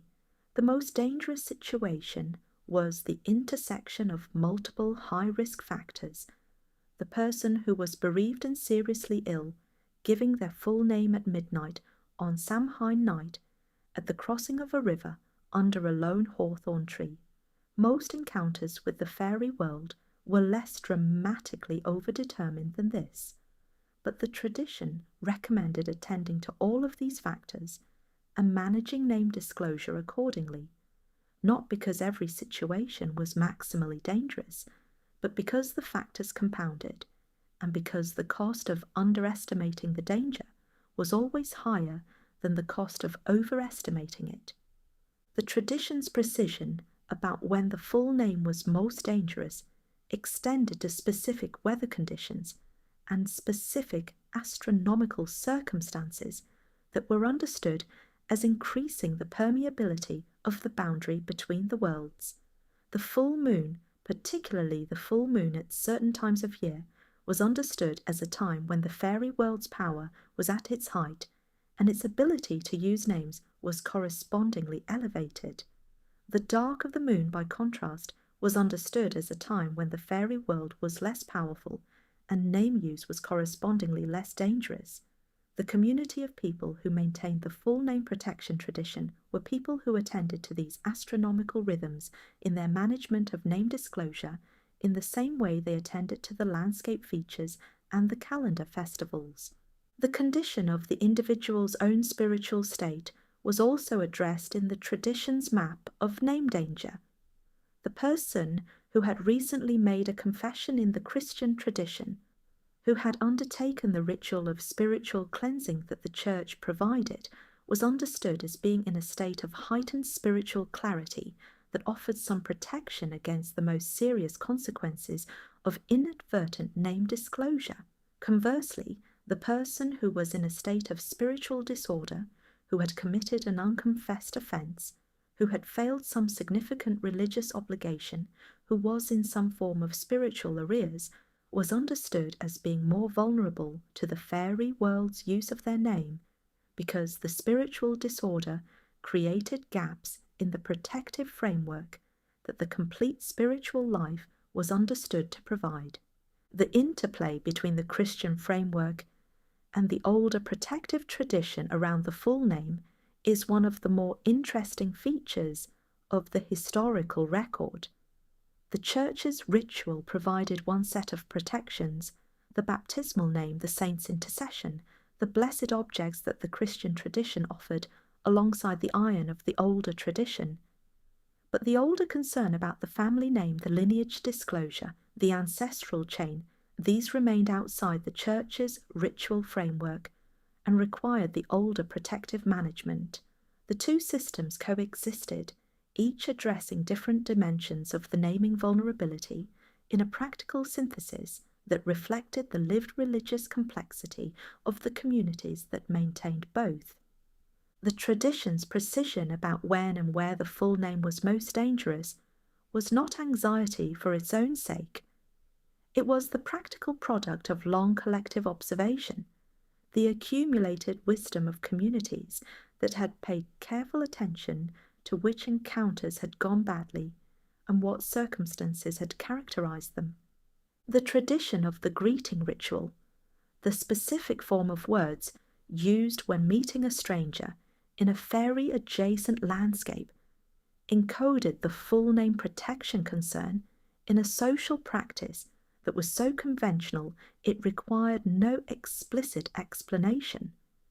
The question asked of a stranger was not "What is your name?" but "Who are you?" A question that solicited identity information in a form that allowed the respondent to choose what level of identity disclosure was appropriate to the encounter. The response "Who are you?" invited, without requiring the full name.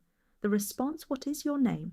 was understood as more specific and more potentially problematic request because it solicited the name itself rather than leaving the level of disclosure to the respondent's judgment.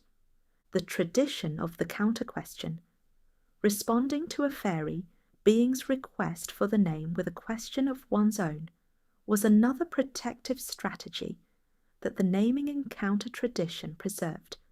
The counter-question served two purposes simultaneously. It deflected the immediate demand for the name while also gathering information about the nature of the being making the request, a being that refused to answer the counter-question, or that answered it in ways that were inconsistent with what a human stranger might say, was a being whose fairy nature was thereby revealed and whose request for the name could then be managed with full awareness of what was actually being asked for and why.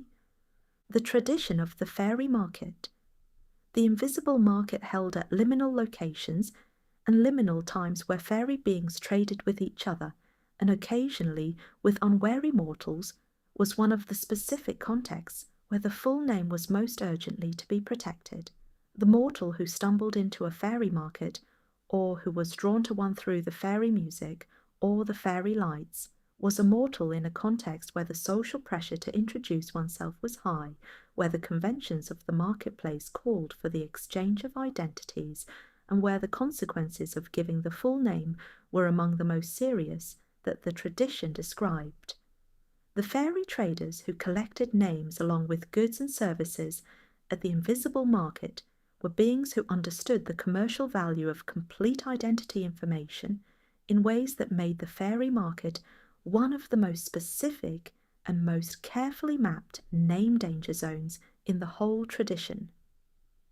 The specific landscape features associated with fairy market locations, the hilltop at the crossroads, the field between two rivers, the edge of the ancient wood at the point where three parish boundaries met, were features that combined the spatial liminality of the crossroads with the temporal liminality of the market day, creating doubly liminal spaces where the fairy world's permeability was at its greatest. These were the places where the full name was most urgently to be withheld, and where the counter-strategies of the tradition, the partial name, the descriptive identifier, the polite non-answer, were most critically important. The tradition's precision about when and where the full name was most dangerous was not anxiety for its own sake. It was the practical product of long collective observation, the accumulated wisdom of communities that had paid careful attention to which encounters had gone badly and what circumstances had characterized them. The map of name danger was the tradition's way of telling people not that the world was uniformly terrifying, but that it was specifically structured, and that the specific structure could be navigated with the specific knowledge that the tradition preserved and transmitted. The literary tradition that grew from the folk belief about full names preserved several stories in which the distinction between the partial name and the full name was specifically and consequentially at stake, stories in which giving less than the full name protected the person giving it, or in which the full name's power expressed itself in ways that a partial name could not have produced. The story of Pwyll and Aron in the Welsh Mabinogion is an early and instructive case. Pwyll, lord of Dyfed, encounters Aron, king of the other world, Andabrion, in a hunting encounter where the protocols of a name exchange are carefully managed by both parties. The exchange of names between the two men and the subsequent exchange of forms, kingdoms, and identities that Aron proposes is a story about the full implications of knowing another being's complete identity. Aron's offer is only possible because both parties know each other's complete identity, including their social position and territorial authority. The story illustrates how complete identity knowledge enables a complete identity exchange in ways that partial knowledge would not. The tale of Culhwch and Olwen, another text from the Mabinogion cycle, contains one of the most striking examples of the full name's power in the early Welsh literary tradition. When Culhwch arrives at Arthur's court to ask for help in winning Olwen, he names the boon he seeks in a specific ritual form that invokes not merely his own name, but his complete lineage, his parentage, his family connections, his position in the kinship network of the Arthurian world. The completeness of this self-naming is what gives his request its binding force. A request made in one's full name, with one's complete lineage declared, was a request that the recipient was honour bound to address seriously. The naming rituals in Arthurian romance more generally reflect the tradition's understanding of the full name as a binding declaration. The knight who, gave his name and lineage at the beginning of a combat was not merely providing identification for the historical record. The declaration was understood as a kind of oath, a commitment of one's complete identity, lineage and all, to the conduct of the encounter in the proper way. The naming was part of the ritual structure of the combat, and its completeness was part of what made the combat legitimate. In the Norse sagas, the full name's power appears most explicitly in the context of oath-taking and treaty-making, where the complete name, given name, patronymic, and the name of one's territory or estate was required for the oath to be legally and supernaturally binding. The saga characters who swore oaths on their full names were doing something more than making a social commitment. They were creating a supernatural bond, one that the otherworldly beings that witnessed oaths would hold them to, and that could be called in against the entire lineage if violated. The fairy tale tradition, the Martian collected by the Brothers Grimm and their equivalents across Europe, preserves the full name's power in a somewhat different key. The stories in which the supernatural helper or the magical being requires a specific form of naming before assistance is given, or in which the giving of a partial name fails, where the full name would have succeeded, reflect the folk tradition's understanding of what completeness added to the naming act. The story in which the protagonist gives their given name but not their family name and finds that the faerie being treats them as an individual without kinship obligations or resources illustrates the inverse of the danger. The full name was dangerous, but the partial name was also strategically incomplete in certain contexts. Rudyard Kipling, who engaged more deeply with the specific structures of faerie belief than almost any other literary writer in English, addressed the full name dimension of the faerie name tradition in his Puck of Pook's Hill stories. Puck's insistence on specific forms of address, his careful management of what names he uses and what names he declines to use, reflects Kipling's understanding that naming in faerie contexts was not a single undifferentiated act, but a structured set of choices with specific implications at each level of completeness. The 20th century fantasy tradition's engagement with the full name prohibition has sometimes missed the specifically lineage-based dimension in favour of a more individual-focused understanding of name power. The fantasy convention that giving your name to a faerie creates a general vulnerability without specifying what that vulnerability extends to or how a family name adds to the danger of a given name is a simplification of the original tradition that loses some of its most interesting features. The writers who have preserved the full complexity of the tradition are those who have read most deeply in the folk sources, who understand that the danger of the full name is a danger not just to the individual, but to the entire lineage, and whose fiction shows faerie beings using full names to reach not just the person who gave the name, but the family and the ancestors behind them. The Mabinogions' treatment of naming and identity is consistently attentive to the full name's specific power in ways that a reader familiar with the folk tradition will find immediately recognizable. When characters in the Mabinogion introduce themselves, the form of the introduction, how many generations of the lineage are named, what territorial connections are declared, what relationship to the broader kinship network is acknowledged, is never casual. These are narrative choices that reflect the tradition's understanding of what each element of the full introduction means, and what its implications are for the encounter in which it occurs.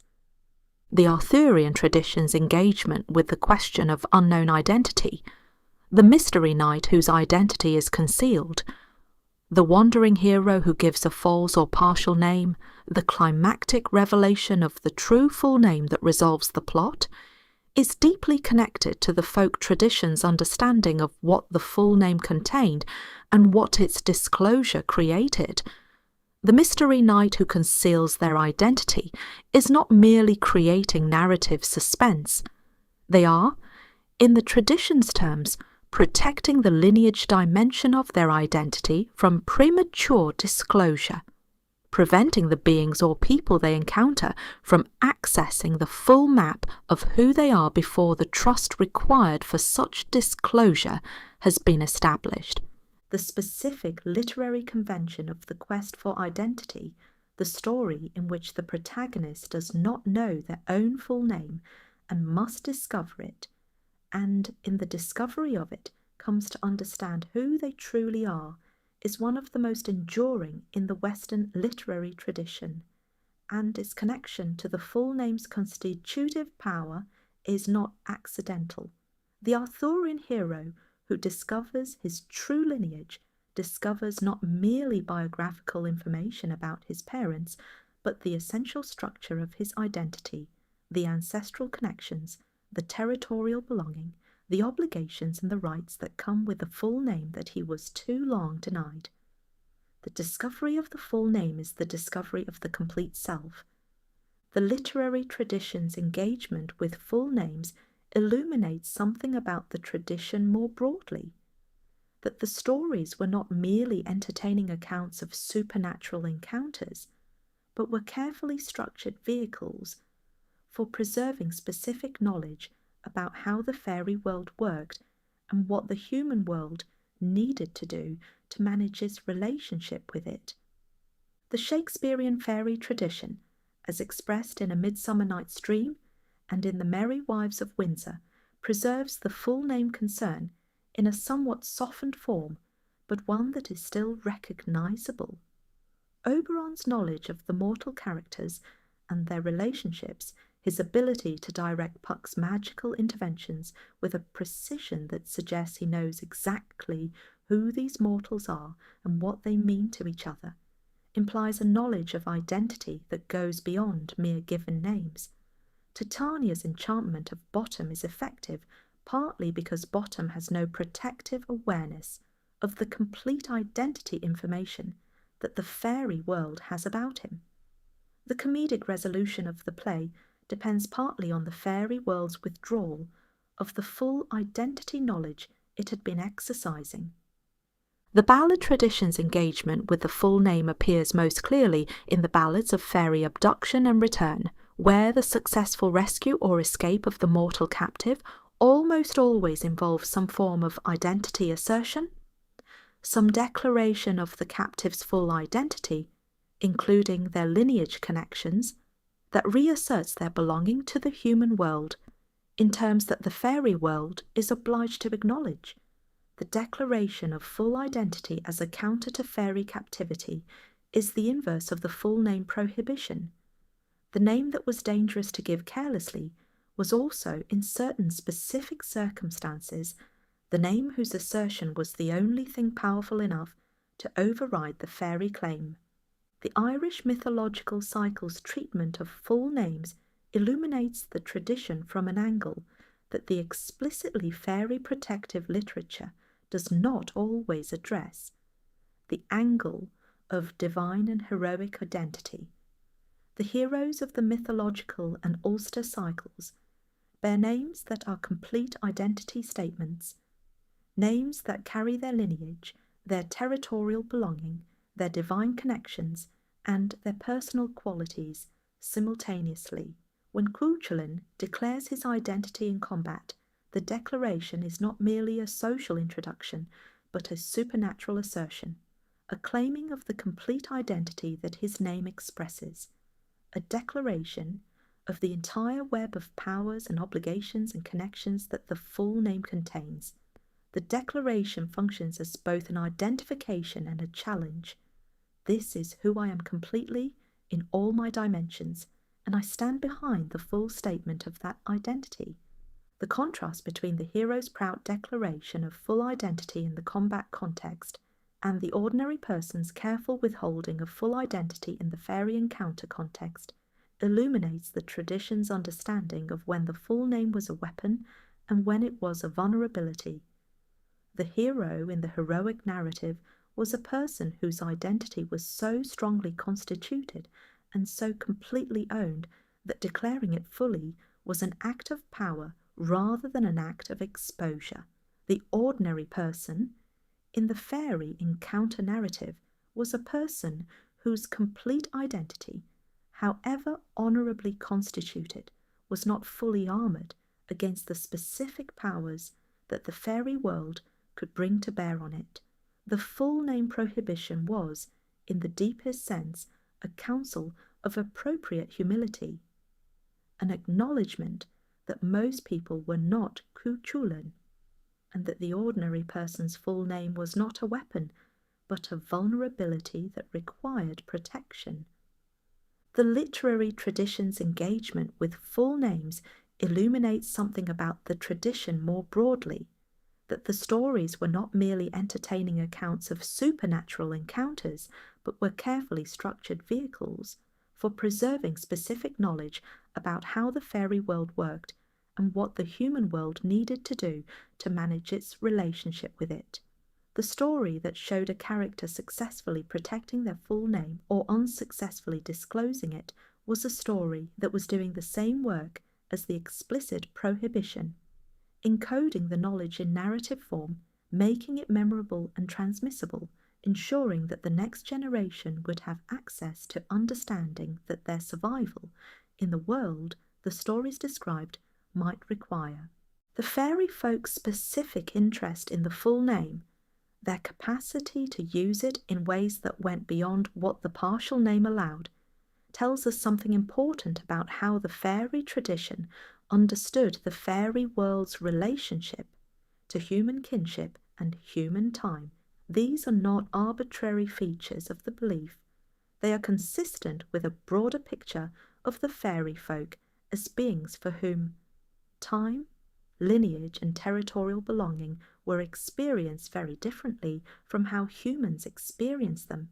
The fairy folk in the tradition were beings without the human experience of lineage in the ordinary sense. They did not age or did not age in the human way. They did not experience the generational succession, the birth of children, the death of parents, the gradual replacement of one generation by the next, that constituted the living reality of human kinship. The relationship to time was fundamentally different from the human relationship. A fairy being that had existed for centuries had not watched generations of its own kind succeed each other in the way that human families did. This temporal difference gave the fairy folk a distinctive perspective on human lineages. Human families, from the fairy vantage point, were not sequences of individual people following one after another across time. They were more like single entities expressed across time. The same essential identity wearing different individual forms across the generations. The same ancestral character finding new expression in each generation's specific circumstances. The family name was the constant thread that identified this multi-generational entity across time, the element that remained the same even as the given names changed. From this perspective, the fairy being's interest in the full name was an interest in identifying the multi-generational entity, in knowing not just which individual was standing before them, but which lineage this individual was an expression of. The full name answered the fairy's real question, which was not who are you as an individual, but what is the family you are carrying forward. The individual mattered to the fairy less than the lineage, because the lineage was the entity that persisted across time in the way the fairy folk's own existence persisted, not through biological succession, but through continuous identity. The fairy interest in unpaid lineage debts reflects this perspective directly. From the human perspective, a debt incurred by a great-grandfather is not the present generation's debt. The individuals are different. Several generations of intervening people have lived and died. The specific circumstances of the original debt are lost to memory. From the fairy perspective, the family is the same entity across all these generations, and the debt is simply a debt that has not yet been settled, a matter pending with a party that is still present and still identifiable through its name. The territorial dimension of the full name reflects a related aspect of the faerie understanding of human identity. The faerie folk were deeply territorial beings in the tradition's picture of them, associated with specific landscapes, specific hills, specific water features, specific trees. Their territorial identity was a fundamental part of what they were, not a contingent feature of where they happened to be living. They understood human territorial identity in analogous terms. The family that belonged to a specific landscape was a family whose identity was expressed through that belonging in ways that were not contingent but essential. The full name that included a territorial element was therefore, from the faerie perspective, a name that expressed the connection between the human family and the specific landscape that the faerie folk also claimed. The family of the mountain and the mountain's faerie inhabitants were both entities with a stake in the mountain, both identified by their connection to the same territory. The full name that made this connection explicit was a name that located the human family within the faerie world's own territorial understanding, and that gave the faerie being access to the specific relationship between the family and the landscape that both claimed. The full name prohibition, understood in these terms, was a prohibition against allowing the faerie world to fully map the human world, against giving the beings of the other world the complete information they would need to understand human families in the multi-generational, territorially grounded way that the faerie tradition understood them. The partial name gave the faerie folk access to the individual. The full name gave them access to the family as a temporal entity embedded in a specific landscape, gave them, in effect, the complete information they would need to engage with the human world on the terms that their own existence made natural to them. The faerie tradition's picture of the faerie folk as beings with a fundamentally different relationship to time than humans is important for understanding why the full name, with its lineage and temporal dimensions, was so specifically interesting to them. In the human experience, time is primarily linear. It moves from past through present toward future, and the relationship between the living and the dead is a relationship across a gulf of time that only grows wider as generations pass. The great-grandparent is a dim figure. The ancestor 5 generations back is essentially mythological. The ancestor 10 generations back is simply history. For the faerie folk, in the tradition's picture of them, this growing temporal distance did not apply in the same way. Faerie beings that had existed for centuries had a relationship with human time that was not merely long but structurally different. They experienced the accumulation of human generations not as an increasing distance from the past, but as a kind of unfolding present, in which the events and obligations of 100 years ago were as immediate as the events of this morning. The lineage that they had observed across a century was a lineage they remembered in its entirety, not as historical memory, but as something closer to lived experience. This temporal difference gave the faerie folks interest in human genealogy, a quality that was not merely academic. When a faerie being asked for the full name, they were asking for information that they would be able to situate within a multi-generational picture of the family's history that the human speaker almost certainly did not possess themselves. The person giving their name knew their parents and grandparents. The faerie receiving it might know the family's entire history across centuries. The asymmetry of this knowledge was itself a dimension of the vulnerability. The faerie was not merely acquiring access to the lineage, but access to a lineage about which they potentially knew far more than its present bearer.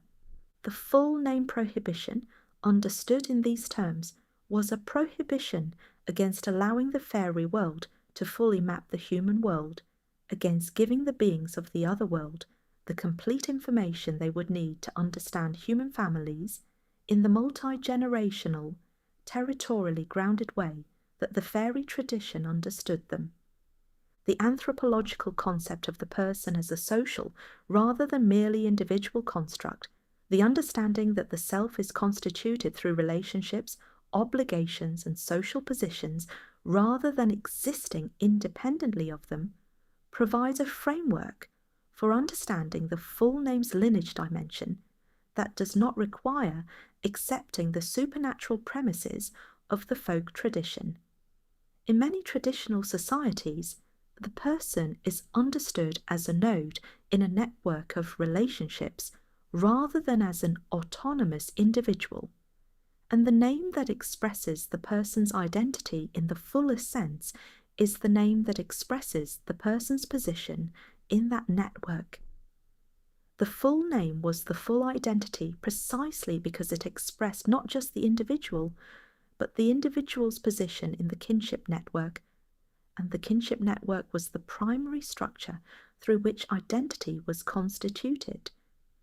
The faerie folk's interest in the full name was therefore, from this anthropological perspective, an interest in the person in their full social reality, in the person not as they appeared in the face-to-face encounter, but as they existed in the complete web of relationships and obligations that made them who they were. The faerie being that understood persons in these terms, that could not engage with the individual as a truly individual entity, but could only understand them as a node in a larger network, would naturally be interested in the name that expressed the complete network position, rather than merely the name that identified the individual node. The connection between the faerie folk's unusual relationship to time and the specific power of the lineage name is one of the tradition's most philosophically rich dimensions. In the human experience, the family name is a thread connecting a person to ancestors who are increasingly remote and decreasingly real as the generations accumulate between them. In the faerie experience, as the tradition imagined it, no such attenuation applied. The faerie being that had observed a family across centuries remembered each generation with the same clarity as the one before, maintained the same relationship with the family's obligations across the whole span of its existence, and could engage with the present generation's bearer of the name with full knowledge of everything that had happened since the first time the name had come to the faerie world's attention. This asymmetry of temporal knowledge, the faeries' complete knowledge of the family's history set against the humans' partial knowledge of their own ancestry, was one of the deepest sources of the vulnerability that the full name created. The person who gave their full name gave it in ignorance of much of what the name's recipient already knew about that name. They were giving a key to a house whose contents they had only partially inventoried, to a being that had, in some cases, been inside the house before, perhaps many times, perhaps long before any living member of the family had been born. The tradition's recognition of this asymmetry was one of the most honest and most sobering aspects of the faerie belief system as a whole. It acknowledged that the human being in a faerie encounter was not on equal footing, was not navigating a relationship between parties of comparable knowledge and comparable power. The faerie world knew things about the human family that the human family did not know about itself, and the full name was the specific piece of information that activated that asymmetric knowledge and made it usable. The tradition's response to this acknowledged inequality was not despair, but practical caution.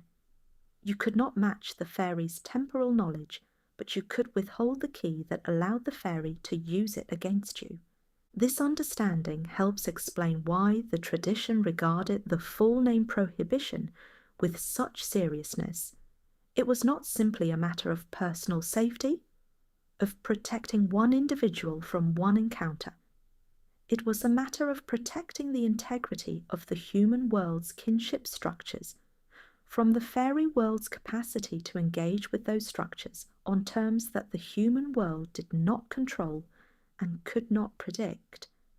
The full name prohibition was, at this level, a protection of the human family as an institution, a declaration that the multi-generational entity of the family was not available for faerie exploitation, that the lineage belonged to itself and to its own members, and that the access which the full name would have provided was access the human world was not willing to give. The tradition that preserved the full name prohibition also preserved with equal care the counter-strategies, the specific techniques for managing name disclosure in faerie encounters in ways that satisfied the social requirements of the encounter without surrendering the full identity signature that would have created the most serious vulnerabilities. The most fundamental counter-strategy was what might be called the truncated introduction, the form of self-presentation that gave the given name but not the family name, or the family name but not the given name, or some combination of partial elements that left the complete identity puzzle incomplete. The truncated introduction requires skill to execute convincingly because the social conventions of the time and place typically expected a more complete self-presentation, and a complete refusal to give any name at all was often more obviously suspicious than a partial name that appeared to be complete. The technique of the descriptive name, presenting oneself through a description rather than a name, was one of the more sophisticated counter-strategies in the tradition's repertoire. Instead of giving the name Thomas of the Valley, the person would present themselves as the man from the western hills, or the traveller from the settlement by the ford, or simply as someone passing through. These descriptions gave the faerie interlocutor some geographic or social context for placing the speaker without giving the name that would have created the specific vulnerabilities the tradition identified. The ancient Irish tradition maintained a category of names specifically designed for use in high-risk encounters, names that were socially functional without being metaphysically dangerous. These were names drawn from common stock, names that many people bore and that therefore provide no specific identification, names that were understood as placeholders rather than true identity declarations. The person who gave one of these placeholder names in a faerie encounter was not lying exactly. They were operating within a tradition that recognized the legitimacy of protective name management, but they were withholding the specific information that made the name truly identifying. The strategy of the occupational name, presenting oneself by one's trade or craft rather than by one's personal or family name, was widely used across the Celtic and Northern European traditions. The blacksmith, the miller, the weaver. These occupational identifiers gave a social context for the speaker without revealing the lineage information that the family name would have disclosed. The occupational name had the additional advantage of being associated with specific protective properties in some traditions. The blacksmith, whose trade involved iron, for instance, was a person whose occupational identity carried some of iron's own protective resonance within it. The use of the mother's name, or the maternal lineage rather than the paternal lineage, in cultures where the patronymic was the standard form of the family name, was another counter-strategy with specific protective logic.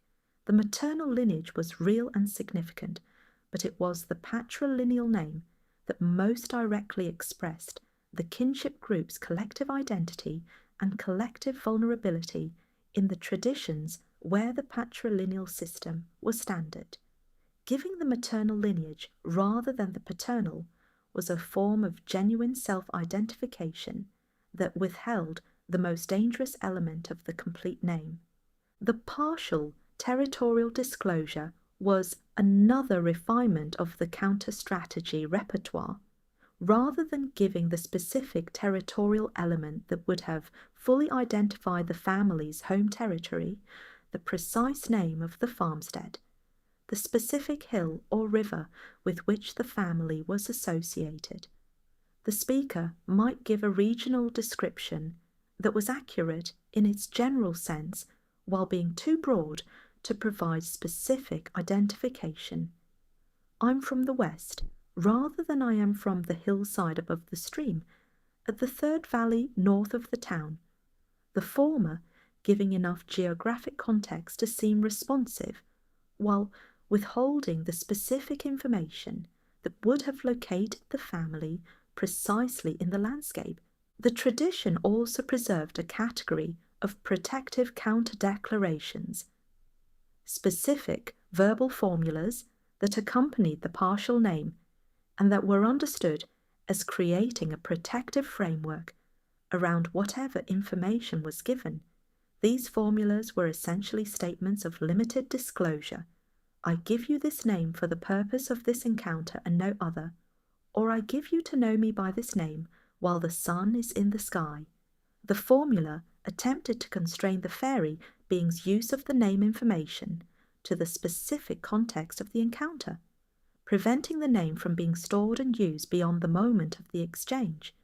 The most sophisticated counter-strategy was the deliberate provision of a piece of name information that was accurately but misleadingly specific, the name that was true in some technical sense, but that directed the faerie being's attention toward the less dangerous, rather than the more dangerous dimension of the person's identity. This required a precise understanding of what each element of the name contained, and which elements were most and least dangerous to disclose, and it required the social poise to deliver the partial disclosure convincingly in the context of a potentially threatening encounter. The tradition of the oath name, the name used specifically in oath-taking contexts, which was the full name, and no less than the full name, created an interesting inverse to the concealment strategies. In oath-taking, the completeness of the name was required for the oath to be binding. An oath taken in the given name alone was an oath taken only as an individual. An oath taken in the full name was an oath taken as the representative of the lineage, binding on the entire family. This requirement for fullness in the oath context illuminates the concealment strategies from the opposite direction. If the full name was required to make an obligation binding on the whole family, then giving the full name in a faerie encounter was precisely to create a family-scale obligation where only a personal-scale encounter had been intended. The specific counter-strategy of the oath refusal, declining to confirm or deny identity under oath when the encounter was with a being of uncertain nature, appears in several folk accounts as one of the most effective protective strategies available. The refusal to swear an oath on one's full name in a faerie encounter was a refusal to create the lineage-scale obligation that the full name oath would have established. The being that could not obtain the full name oath could not establish the complete legal and metaphysical claim that such an oath would have created. The strategic use of oath refusal was therefore not merely evasiveness, but a specific application of the understanding of what the full name oath created. The protective power of the witness, having a trusted human companion present at the moment when a faerie encounter might demand a name, was another element of the counter-strategy tradition. The witness who heard the partial name given, and who could later attest to what had and had not been disclosed, served as a social protection against the faerie being's subsequent claim that the full name had been given. In the tradition's understanding, the faerie claim on the basis of a name was a claim that the human community had some ability to adjudicate. The witness who could testify that only the given name had been spoken was a witness whose testimony created some protection against the claim that the full name had been given and the lineage obligation thereby created. What all of these counter-strategies shared was a respect for the underlying principle of the full name prohibition, combined with a pragmatic recognition that complete silence was not always possible. That tradition did not simply say, "Never speak in faerie company." It said, "Speak carefully, give what social necessity requires, and protect the elements of your identity that carry the greatest vulnerability. The tradition of the name challenge, the specific encounter in which a faerie being explicitly demands the full name rather than merely the given name, is documented in several folk accounts with a precision that suggests it was a recognized category of encounter rather than an incidental feature of specific stories, the faerie being that asked for the full name, that was not satisfied with the given name alone and pressed specifically for the family name and the lineage connection, was a faerie being that was identified in the tradition as particularly dangerous, precisely because the insistence on the full name indicated an intention to use the lineage scale powers that the full name unlocked. The recognition of the name challenge as a specific category of encounter was itself a protective measure. The person who knew what a name challenge looked like was better equipped to respond to it than the person who encountered it without context. The physical posture and spatial positioning associated with the name challenge in the folk accounts is worth noting. The faerie being that demanded the full name was typically described as placing itself between the mortal and their path forward, blocking the continuation of the journey, creating a literal threshold that could not be crossed without the name being given. This spatial element reflected the tradition's understanding that the name demand was itself a kind of boundary, a point at which the ordinary progress of the encounter was suspended until the identity question had been resolved. The mortal who understood this spatial dynamic could sometimes simply go around the threshold rather than engaging with the name demand at all. The relationship between the full name protection tradition and the broader Celtic tradition of hospitality illuminates the specific social pressures that made the protection challenging to maintain. Celtic hospitality, the obligation to receive a stranger, to offer food and shelter, to create the conditions of trust and exchange, was one of the most fundamental moral obligations of the tradition. And the exchange of names was one of the primary acts through which the hospitality relationship was established. The host gave their name to the guest gave their name to the host, and the mutual disclosure created the framework of recognized identity within which the hospitality could proceed. The full name protection tradition was therefore in constant tension with the hospitality obligation. It required withholding in a culture that valued disclosure, required caution in a culture that valued openness, required the management of social norms in a context where managing social norms was itself socially costly. The people who maintained the protection most effectively were people who had developed the social skill to satisfy the form of the hospitality exchange, to appear to give what the convention required, while actually giving something less than the complete name that the convention, taken at face value, would have demanded. This social skill was part of the practical wisdom that the tradition transmitted alongside the specific prohibition. What all of these counter-strategies shared was a respect for the underlying principle of the full name prohibition, combined with a pragmatic recognition that complete silence was not always possible. The tradition did not simply say, "Never speak in faerie company." It said, "Speak carefully, give what social necessity requires, and protect the elements of your identity that carry the greatest vulnerability." The counter-strategies were the specific tools through which this general principle was applied in the various specific situations that a person moving through the faerie-adjacent landscape of the Celtic world might encounter. We have followed the full name prohibition through its specific cultural expressions, its historical roots, its practical applications, and its literary reflections. Now it is time to ask the final question. What does the prohibition ultimately mean? Not what it meant in the specific context of faerie belief.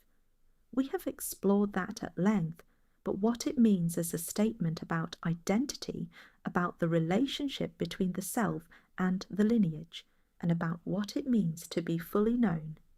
The full name prohibition rests on a specific and philosophically serious understanding of what constitutes the complete self. In the modern world, identity tends to be understood as something that begins at birth and inheres primarily in the individual, in the specific person, with their specific psychology and specific history and specific relationships. The lineage, in this modern understanding, is background, interesting, potentially influential, but not constitutive of the self, in the way the self's own experience and choices are constitutive. The tradition that produced the full name prohibition held a different view. In this view, the self was constituted not only by what the individual had done and experienced and chosen, but by where the individual had come from, by the lineage they inherited, the territory they belonged to, the ancestors whose accumulated choices and relationships had shaped the world the individual was born into. The full name was not merely a label that distinguished this individual from others. It was a statement of the complete self, the self in its full context of origin, belonging, and obligation. This understanding of the self as constituted by lineage and territory is not merely a historical curiosity. It addresses something real about human identity that the modern individualistic framework tends to undervalue. We are, in fact, shaped by where we come from, by the families we were born into, the landscapes we grew up in, the ancestral decisions and relationships that made us who we are before we were capable of making any decisions ourselves.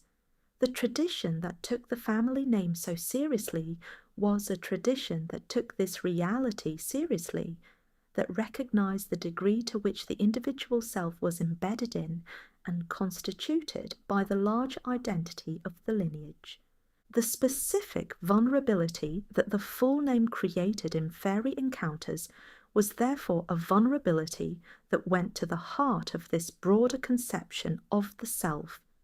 To give the full name was not simply to expose one aspect of the self, the individual aspect, but to expose the entire structure of what the self was, the individual as an expression of the lineage as an expression of its territory, the territory as the ground of the entire ancestral chain's existence, the faerie being that possessed this information, possessed, in the tradition's understanding, a comprehensive view of what the person was, not the surface presentation of the social self, but the deep structure of the constituted self.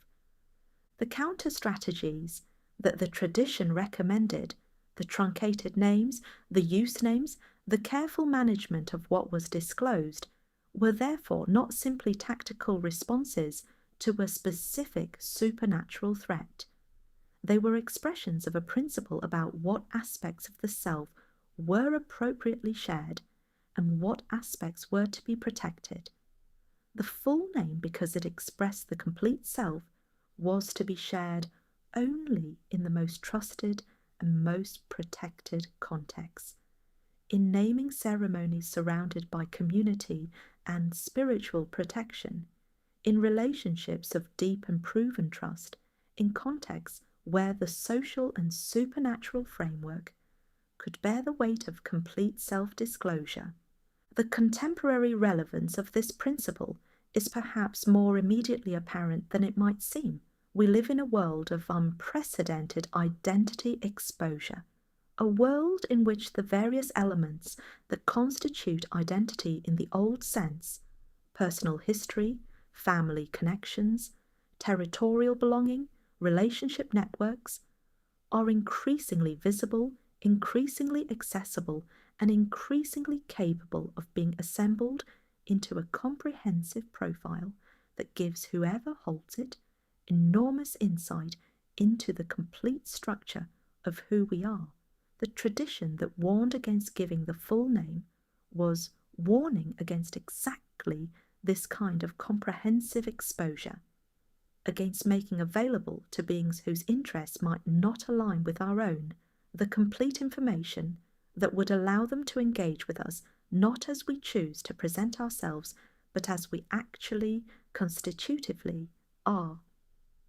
The faerie folks' interest in the full name was their interest in the complete self, in the person not as they appeared in a specific social encounter, but as they existed in their full temporal and relational context.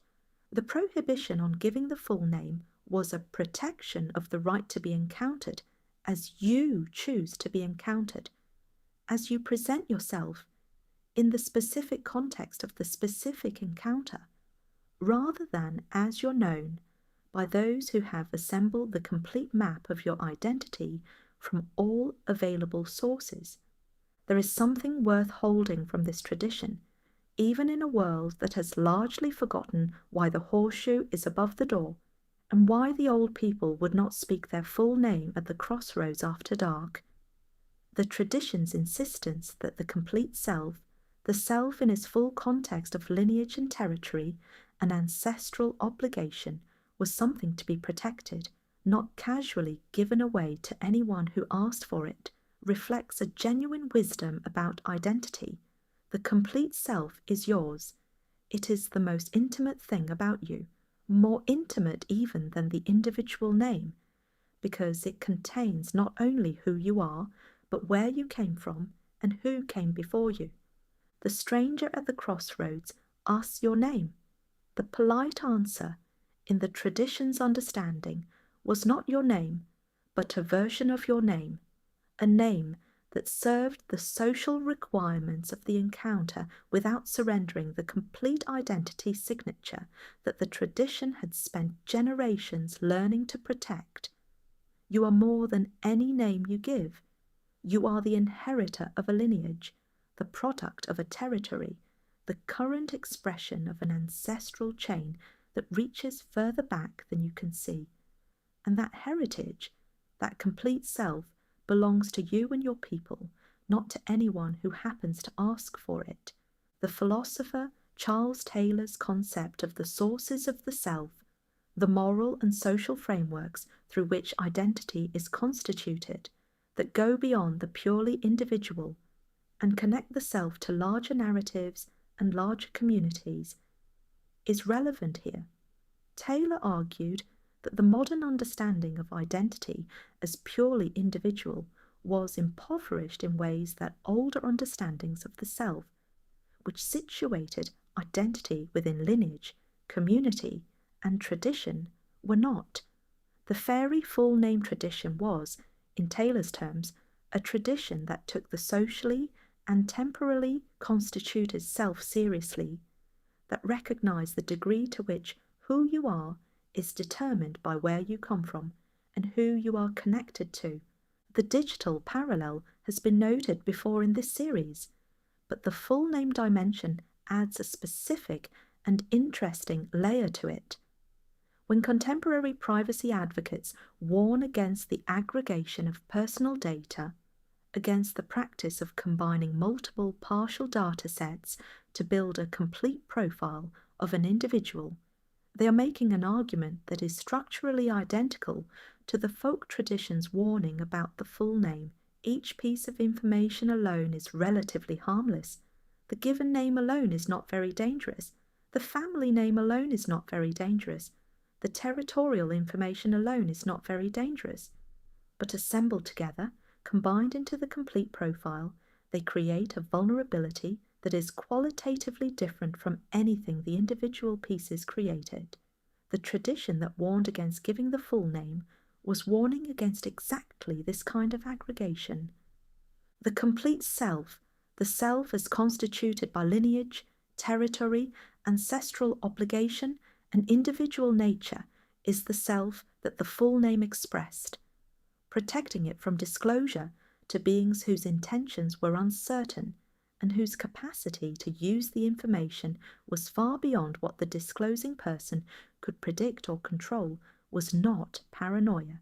It was wisdom, the same wisdom that underlies contemporary concerns about data privacy, about identity protection, about the difference between presenting yourself as you choose to be known and being known as you actually comprehensively are. Sleep well. Your full name is your own. It always has been. The tradition's final wisdom about the full name is perhaps its simplest and its most profound, that the complete self, the self in its full context of ancestry, lineage, territory, and obligation, is not something that belongs to the person alone. It belongs also to the ancestors who made it possible, to the family that maintains it, to the community that recognizes it, and to the descendants who will carry it forward. The full name is the expression of this belonging, and its protection is therefore not merely a personal act, but a collective one, an act performed on behalf of all the people whose identity is encoded in the name along with the individual's own. The person who withholds their full name in an encounter where it might be dangerous is not being secretive or antisocial. They are being responsible to their lineage, to their ancestors, to their descendants, to the entire temporal community of people who share the name and who would be affected by its misuse. The tradition that preserved the full name prohibition preserved it for all of these people, not merely for the individual who happened to be standing at the crossroads. And the individual who observed the prohibition was honouring all of them, maintaining a boundary that belonged not to themselves alone, but to the whole community of the living and the dead who shared the name. The full name prohibition's final message is perhaps its most quietly radical one, that identity is not a public good to be freely circulated, but a privately held inheritance to be carefully stewarded. In a world that increasingly treats personal information as naturally shareable, that has built its social and commercial infrastructure on the assumption that disclosure is the default and privacy the exception, the tradition's insistence that the complete name, the complete self, was something to be protected rather than broadcast represents a genuinely countercultural position. Not because privacy is more valuable than connection, but because the complete self, in its full context of ancestry and belonging, is the kind of thing that deserves to be shared deliberately and thoughtfully with people and in contexts where the sharing creates the relationships and the obligations it's meant to create. The stranger at the crossroads may be entirely human, entirely well-intentioned, simply asking a perfectly ordinary social question. The tradition did not require treating every stranger as a faerie in disguise. What it required was a moment of attention, a pause before the automatic response, a consideration of what the context was, and what the full name would give away to this person in this place at this time.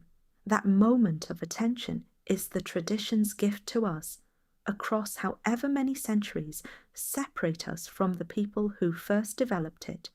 The reminder that the complete name is not nothing, that the complete self is worth a moment's consideration before it is given away, and that some questions, asked at the right time, in the right place, by the right kind of being, deserve an answer that is honest but not quite complete. Sleep well. Your full name is your own. It always has been.